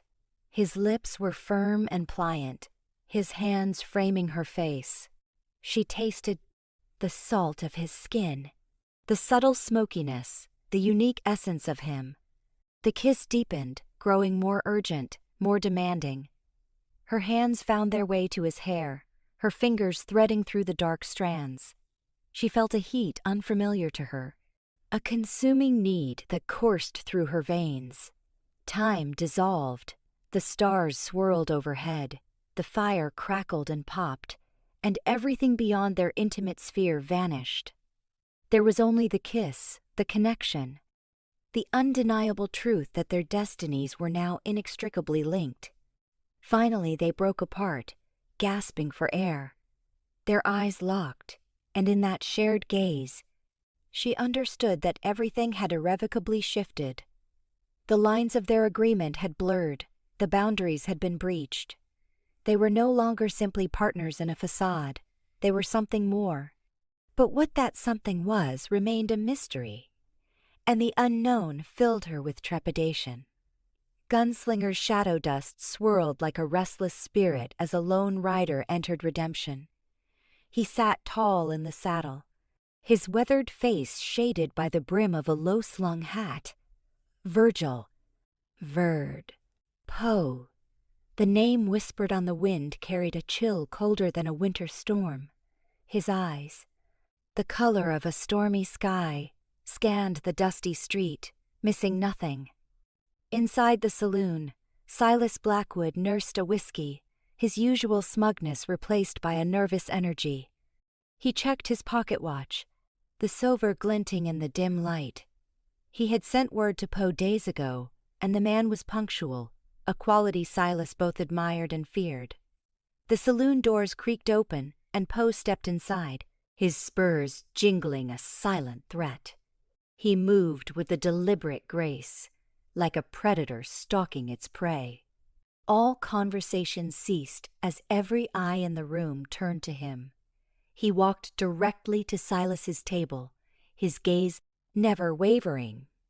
"Blackwood," Poe greeted, his voice a low rumble that seemed to vibrate through the floorboards. Silas swallowed hard, forcing a smile. "Poe, glad you could make it. Have a seat." Poe remained standing. "Let's get down to business. I don't like to waste daylight." Silas nodded, gesturing to the bartender for another glass. "Of course.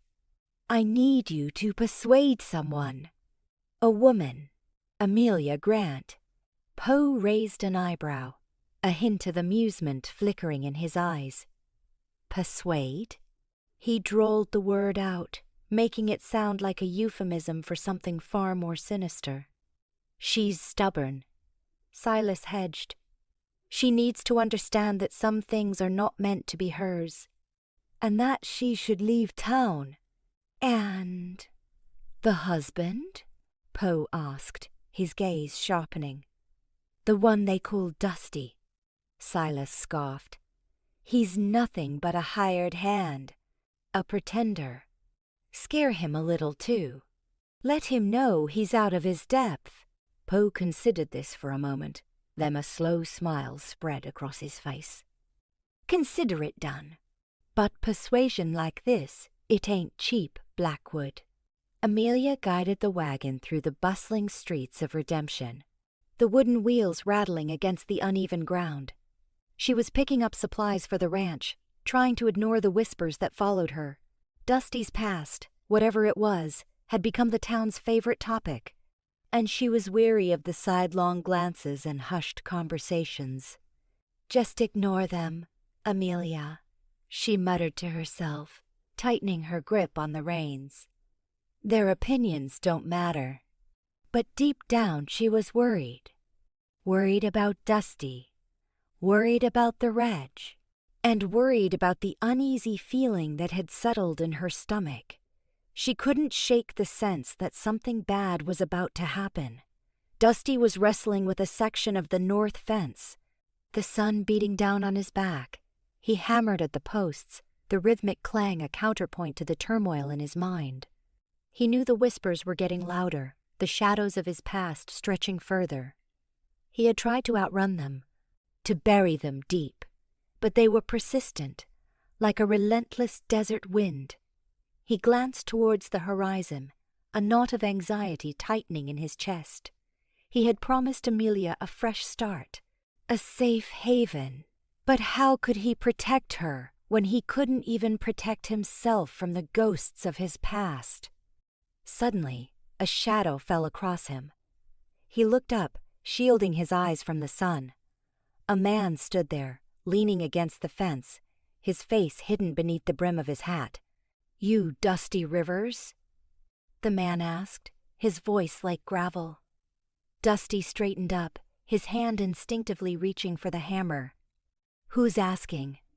The man smiled, a chillingly devoid expression. "Name's Poe. Virgil Poe. I'm here to have a little chat." Amelia pulled the wagon up to the ranch house, a sense of foreboding washing over her. She saw Dusty standing by the north fence, talking to a stranger. Something about the man's posture, the way he stood, sent a shiver down her spine. "Dusty?" she called out, her voice trembling slightly. Dusty turned, his face grim. "Amelia, stay back." Poe straightened up, his eyes locking onto Amelia. He sauntered towards her, his movements slow and deliberate. "Well, well, well," he drawled, "if it ain't the lady of the house."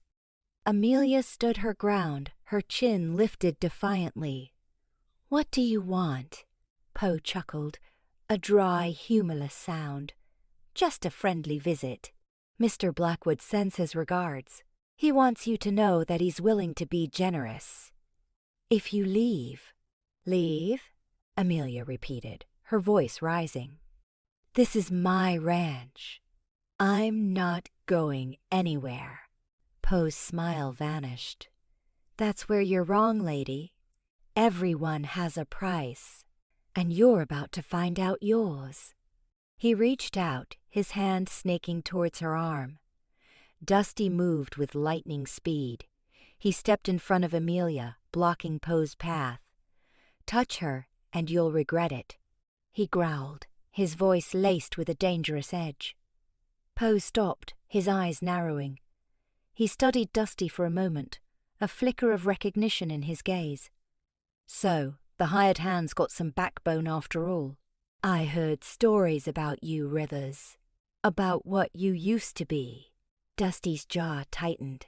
"That was a long time ago. I'm not that man anymore." "Aren't you?" Poe sneered. "Or are you just hiding behind a pretty face and a piece of land that isn't yours?" He glanced at Amelia, a cruel glint in his eyes. Maybe she doesn't know who she's sleeping next to. Maybe she should hear the truth. "Shut your mouth," Dusty snarled, his fists clenching. Poe laughed, a harsh grating sound. "Or what? You gonna shoot me? Go ahead, Rivers. Show her what you're really made of." Amelia watched, her heart pounding in her chest. She saw the struggle in Dusty's eyes, the battle between the man he was and the man he wanted to be. She knew he was trying to protect her, but she also knew that Poe was deliberately trying to provoke him, to push him over the edge. "Dusty, don't," she pleaded, her voice barely a whisper. "Don't let him win." Dusty took a deep breath, forcing himself to calm down. He lowered his fists, his gaze unwavering. "Get off my property, Poe," he said, his voice low and steady. "And don't come back." Poe smirked. "This ain't over, Rivers." "Not by a long shot. You can't outrun your past forever." He tipped his hat to Amelia, a mocking gesture. "Pleasure meeting you, ma'am. I'm sure we'll be seeing each other again soon." He turned and walked back to his horse, mounting with a fluid motion. He rode off into the distance, leaving a cloud of dust in his wake. Dusty stood there, his body tense, his eyes fixed on the horizon. He knew Poe's words were a promise, a threat hanging in the air like a storm cloud. He had tried to escape his past, but it had finally caught up to him, and now Amelia was caught in the crossfire. He turned to her, his face etched with worry. "Amelia, But she cut him off, stepping forward and taking his hand. "It's all right, Dusty," she said, her voice firm. "I'm not afraid."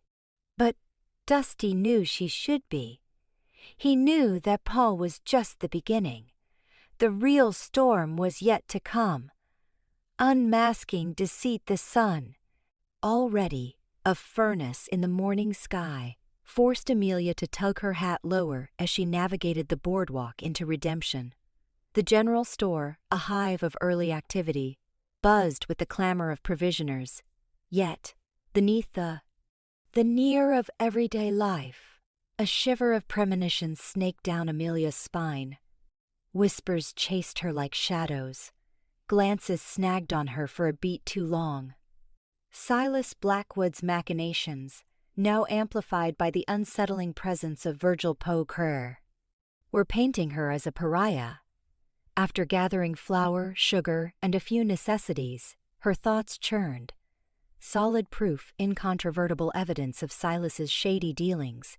that's what she needed to sway the town. Back at the Owl Ranch, Dusty was already wrestling with a damaged fence in the south pasture. Each hammer blow resonated in the otherwise tranquil atmosphere. When she approached, the usual twinkle of amusement in his eyes had been replaced by a pah. "Careful reserve. Poe been sniffing around?" Amelia inquired, offering him a water canteen. Dusty drank deeply, eyes sweeping the distant hills. "Showed up. Tried to provoke me, but I didn't rise to the bait." Amelia covered his hand with hers. "Dusty, tread carefully. Silas wants us gone, and he's playing dirty." His grip tightened. "I know. That's why we're playing smarter." Later, a map of redemption lay spread across the kitchen table, a battlefield upon which Amelia and Dusty plotted their course. "Silas has a stranglehold on this town," Amelia observed, tracing Main Street with a calloused fingertip. "The saloon, the bank, half the businesses. His fingers are in every pie." Dusty indicated a nondescript structure at the edge of town. "The old assay office. Closed for years, but I've noticed wagons slipping in and out at odd hours." "Something's brewing there," Amelia agreed. "That's our starting point. But we need an inside man, someone unexpected." Cal Johnson, practically vibrating with eager anticipation, nearly exploded when Amelia and Dusty unveiled their scheme. "You want me to spy on Silas Blackwood? Seriously? This is going to be awesome." Dusty's expression sobered. "This is no game, Cal. Silas is a dangerous man. Caution is paramount. No reckless heroics." Cal's enthusiasm dimmed slightly. "Right, got it. Careful." Beneath his youthful zest, Cal possessed a sharp observational sense and a genuine desire to help, although he was, admittedly, prone to clumsiness. They hoped this awkwardness would work to their advantage, making him appear harmless and easily overlooked. In the days that followed, Cal became a ubiquitous presence in redemption, running errands, sweeping floors, generally being helpful, and occasionally colliding with inanimate objects. He kept his ears open, catching snippets of conversation, and his eyes peeled for anything unusual. He reported his findings to Amelia Prickra and Dusty each evening, his stories meandering and peppered with digressions, but always yielding a few precious kernels of information. One night, Cal burst into the ranch house, breathless and goggle-eyed. "I saw it! I saw it!" he gasped, nearly sending a woodpile tumbling. "At the assay office." They were unloading crates, hefty crates, and I overheard them talking about gold. Amelia and Dusty exchanged a look. An illicit mining operation. The pieces were falling into place. "Did you discern their destination?" Dusty asked, his voice tight. "No, but I spotted the brand on the crates. A double B inside a diamond." Amelia's eyes widened, a spark of grim satisfaction igniting within them. Blackwood's personal mark. He's not even bothering with subtlety. Fortified by Cal's intelligence, Amelia and Dusty resolved to confront Mayor Abernathy. They found him in his office, buried beneath a mountain of paperwork. He was a good man, the mayor, but pliable, easily influenced by Silas's considerable sway. He looked up, his face etched with worry. "Amelia, Dusty, what brings you here?" Amelia presented their evidence, carefully articulating the details of Silas's illegal mining venture and the suspicious happenings at the assay office. Abernathy listened in silence, his complexion growing progressively paler. "Silas would never." He stammered, but his voice lacked conviction. Dusty pressed forward. "Mayor, We possess proof. Cal witnessed the crates, overheard the conversations. Silas is exploiting this town for his own enrichment, with blatant disregard for the law.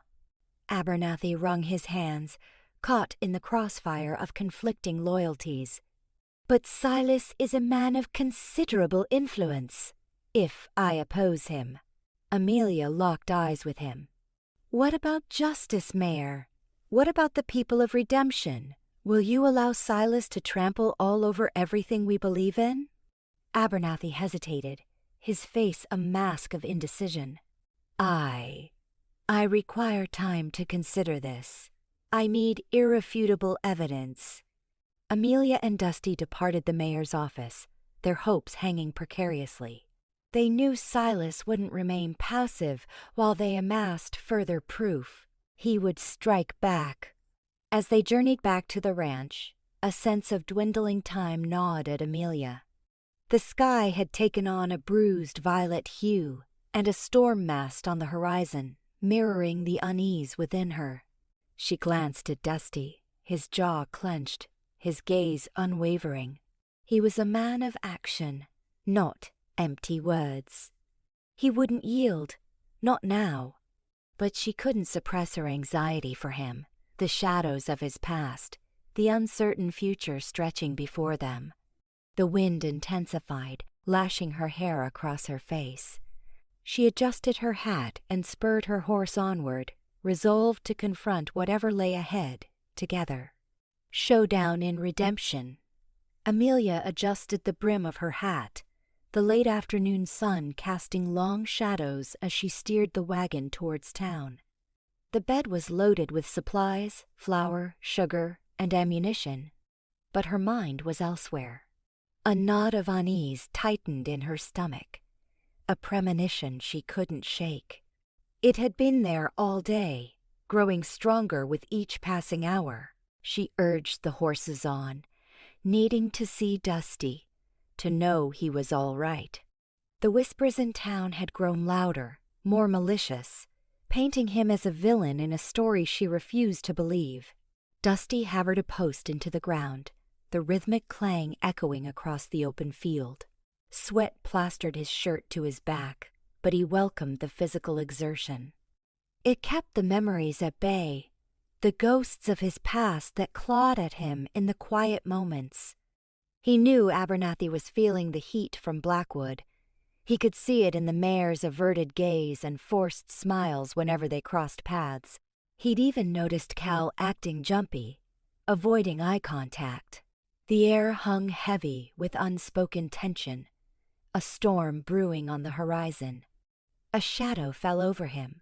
He straightened, his hand instinctively reaching for the Colt Peacemaker holstered at his hip. Virgil Poe stood a few feet away, a sneer twisting his lips. "Rivers," Poe drawled, his voice like gravel. "Blackwood wants a word.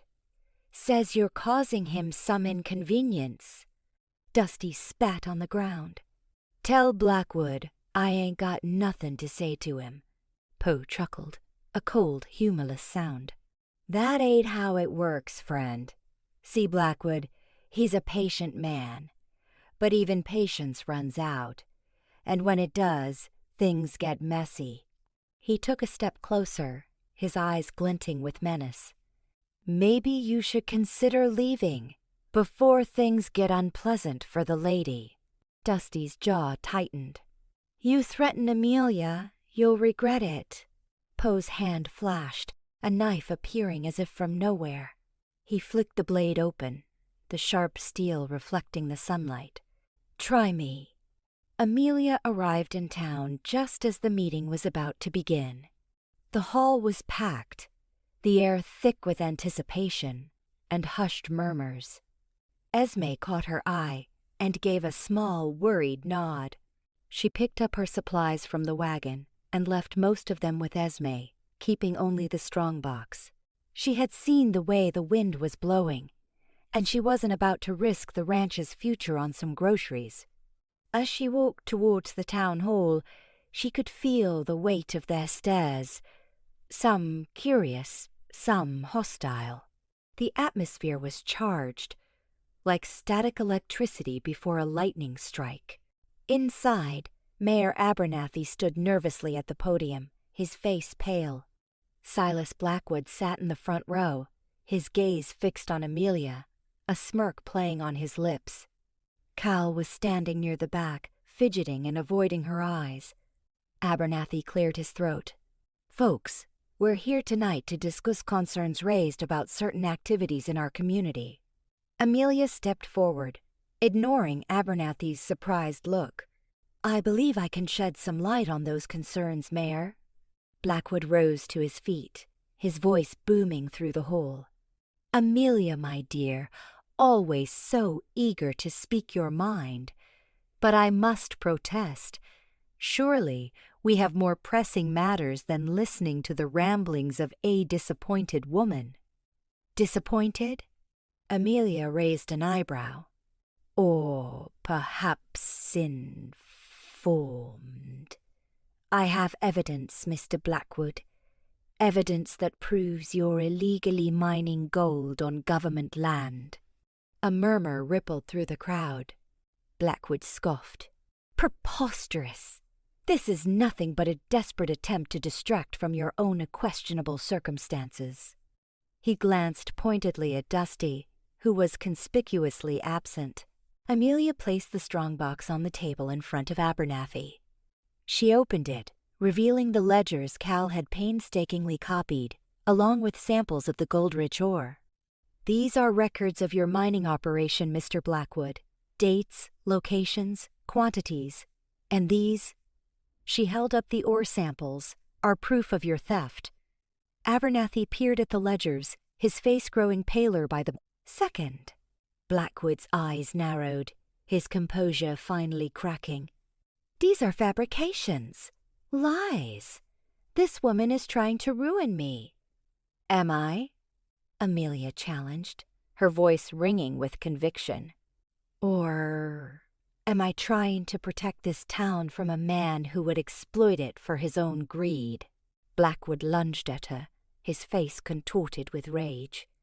"You little—" Before he could reach her, Amelia sidestepped him, sending him stumbling into the table. The strongbox crashed to the floor, scattering the ledgers and ore samples. Chaos erupted. People screamed, chairs overturned, and the meeting dissolved into a shouting match. Outside, Dusty heard the commotion and his blood ran cold. He knew Poe wouldn't let him walk away. He parried Poe's thrust, the knife whistling past his ear. He grabbed a discarded shovel leaning against the fence, wielding it with surprising force. Poe, though skilled with a knife, was caught off guard by Dusty's raw power. Inside the hall, Blackwood, recovered from his stumble, grabbed Amelia by the arm. "You'll pay for this," he snarled, his grip tightening. "Let go of me!" Amelia struggled, but Blackwood was too strong. Suddenly, Cal, emboldened by a surge of courage, stepped forward. "Leave her alone, Blackwood." Blackwood shoved Cal aside, sending him sprawling. "Stay out of this, boy." Dusty landed a blow with the shovel, knocking the knife from Poe's hand. Poe staggered back, cursing. Dusty pressed his advantage, swinging the shovel again and again, forcing Poe to retreat.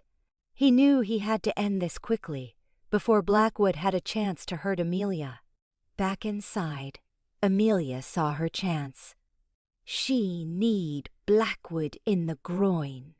He howled in pain, releasing his grip. She spun away, grabbing a nearby chair and swinging it at him. Just then, Dusty burst into the hall, his eyes scanning the room until they locked on Amelia. He saw Blackwood staggering towards her, his face contorted with fury. "Amelia!" Dusty roared, his voice cutting through the chaos. Poe chose that moment to slip into the hall behind Dusty. He grabbed a broken chair leg, raising it to strike. Dusty saw him in the periphery, but he was too far away to react. Amelia screamed. Everything seemed to slow down. Dusty lunged, knocking Amelia out of the way just as Poe brought the chair leg down. The wood connected with Dusty's shoulder, sending a jolt of pain through him. He barely registered the pain. His focus was on Amelia, on protecting her. He turned to Poe, his eyes blazing with fury. "You want to fight?" he growled. "Let's finish this." He threw the shovel at Blackwood, then charged at Poe. The shovel took Blackwood by surprise. He reeled backward, clutching at his head. The next few moments were a blur of fists and grunts. Dusty, fueled by adrenaline and a fierce protectiveness, fought with a ferocity he hadn't felt in years. He landed a solid punch on Poe's jaw, sending him crashing into a table. Poe didn't get up. Blackwood, seeing Poe defeated, tried to flee. But Cal, finally finding his courage, tackled him to the ground. The room fell silent. Everyone stared at Dusty, his face bruised and bloodied, his chest heaving. He looked at Amelia, his eyes filled with a mixture of concern and relief. "You okay?" he asked, his voice rough. Amelia nodded, tears streaming down her face. "Thank you, Dusty." He reached out and gently brushed a tear from her cheek. "Always?" Love and legacy, Amelia traversed Main Street, the sun a fiery weight upon her bonnet. Miniature cyclones of dust spun across the road, mirroring the tempest of rumors swirling around Blackwood's incarceration. The arrest had cleaved redemption in two, yet the murmurs persisted. Some sympathized with the deposed kingpin, others those scarred by his reign rejoiced. Most simply observed, anticipating the fallout. At Mrs. Henderson's mercantile, she procured a length of rugged canvas, its texture a comforting contrast to her anxieties, followed by a tin of Esme's fragrant lavender salve from the apothecary, hoping to ease Dusty's welts. An ominous premonition clung to her, a persistent disquiet she couldn't dispel. Dusty was at the northernmost stretch of the fence, the very barrier violated during the arson, driving a post into the arid soil. The hammer's resounding thud was a stark rhythm against the inner chaos Poe's accusations had reignited. He'd teetered on the precipice of self-control, nearly surrendering to the fury that still flickered within him. He muttered a vow under his breath he had to rise above it, for Amelia's sake. Each swing drove the post deeper, anchoring him in the present. She found him bathed in perspiration, dark locks glued to his brow, each strike a testament to raw exertion. He glanced up, surprise momentarily eclipsing his hardened expression, then softening into a wary affection. "You shouldn't be out here," he rasped, his voice gravelly. "It's sweltering." "Someone had to deliver this," Amelia countered, displaying the salve. "Esme promises it'll quell the burning sensation." Dusty accepted the tin, his coarse fingertips grazing hers. A familiar spark, a current of energy, surged through her arm. He peeled back the lid, releasing the soothing aroma of lavender. After a moment's hesitation, he extended it to her. "Would you?" Amelia nodded, her pulse quickening. She dabbed her fingers into the balm and gently applied it to the blossoming bruises marring his jaw and cheek. His intense gaze never wavered. "Does it ache?" she whispered. "Not as much as knowing I jeopardized you," he confessed, his voice barely audible. "You didn't," Amelia insisted, her resolve unwavering. "You protected me. You always do." He captured her hand, his grip both firm and gentle. "I'm not worthy of you, Amelia. You deserve a man unburdened by a history like mine." "Your history doesn't dictate who you are, Dusty," she declared, conviction resonating in her tone. "It's your present actions that define you. And you've saved my ranch, my town, and—" her cheeks bloomed with color, "me." He edged closer, his breath feathering against her face. And what part have you played, Amelia Grant? I've given my heart to a wandering cowboy, she breathed, scarcely louder than the prairie wind. His lips descended, a union of tenderness and desperation, a promise of healing interwoven with a declaration of love. The jarring clang of metal severed their embrace. Cal stood nearby, flush-faced, clutching a half-driven fence post. Didn't mean to intrude, he stammered, but, they're taking Mr. Blackwood away. Dusty and Amelia disentangled, a knowing smile passing between them. Blackwood's reign was concluding. The town square was a tableau of collective catharsis. Silas Blackwood, his features a study in fury and humiliation, was escorted by the sheriff, Cal trailing eagerly behind, nearly bursting with excitement. The townsfolk thronged the streets, some jubilant, others somber, all observing the downfall of the man who had once held redemption captive. Cal, beaming with pride, narrated his apprehension of Blackwood, embellishing the account with each iteration. He was gonna escape, Miss Amelia, but I wouldn't allow it. I tackled him like a runaway stagecoach. Amelia chuckled, amused by Cal's exuberance. You did exceptionally well, Cal. The air thrummed with a sense of release, a shared sigh after years of stifled dread. Redemption's course remained unwritten, but for the first time in memory, hope blossomed. A week later, Amelia stood within her father's study, the Grant Ranch deed secure in her grasp. The attorney, a stout man plagued by a nervous twitch, cleared his throat. With Mr. Blackwood's predicament, there are no further impediments to your claim, Miss Grant. The ranch is officially yours. Amelia traced the faded script of her father's signature, overwhelmed by a surge of sentiment. This ranch transcended mere acreage. It embodied her family's heritage, a testament to their indomitable spirit. And now, its protection rested with her. She discovered Dusty by the creek, carving a piece of wood. He glanced up as she approached, his eyes curious. It's finalized, she announced, brandishing the deed. The ranch is mine. He smiled, a genuine, unguarded expression that illuminated his features. Congratulations, Miss Grant. Thank you, she responded, settling beside him. But it's not solely mine any longer, Dusty. It's ours, if you desire it. He ceased his whittling, his countenance growing serious. Are you asking me to stay, Amelia?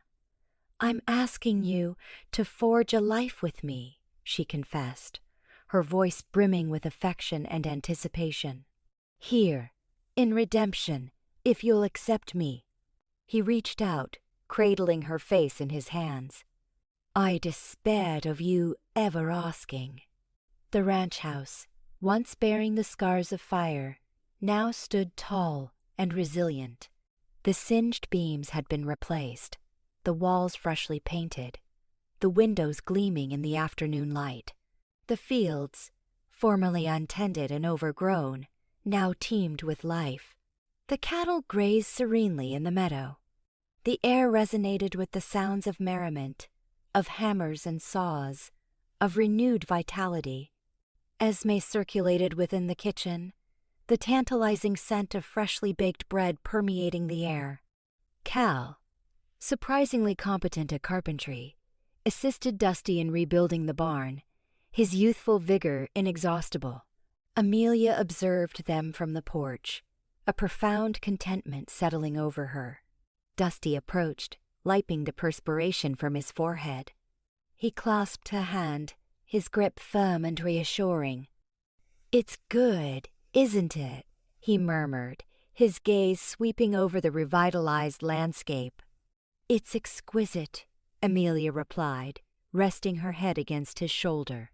We achieved it, Dusty. We constructed something tangible. Together, he affirmed, his voice tender. As the sun descended below the horizon, casting the sky in a vibrant tapestry of color. Amelia and Dusty stood hand in hand, overlooking their ranch, their sanctuary, their redemption. They had weathered trials, confronted their pasts, and discovered love in the most unlikely of places. In doing so, they had not only salvaged a ranch, but had also laid the foundation for a legacy that would endure through generations. A legacy rooted in love, resilience, and an unwavering belief in the transformative power of second chances. Their future unfolded before them, vast and promising, a testament to the enduring strength of the human spirit and the redemptive force of love.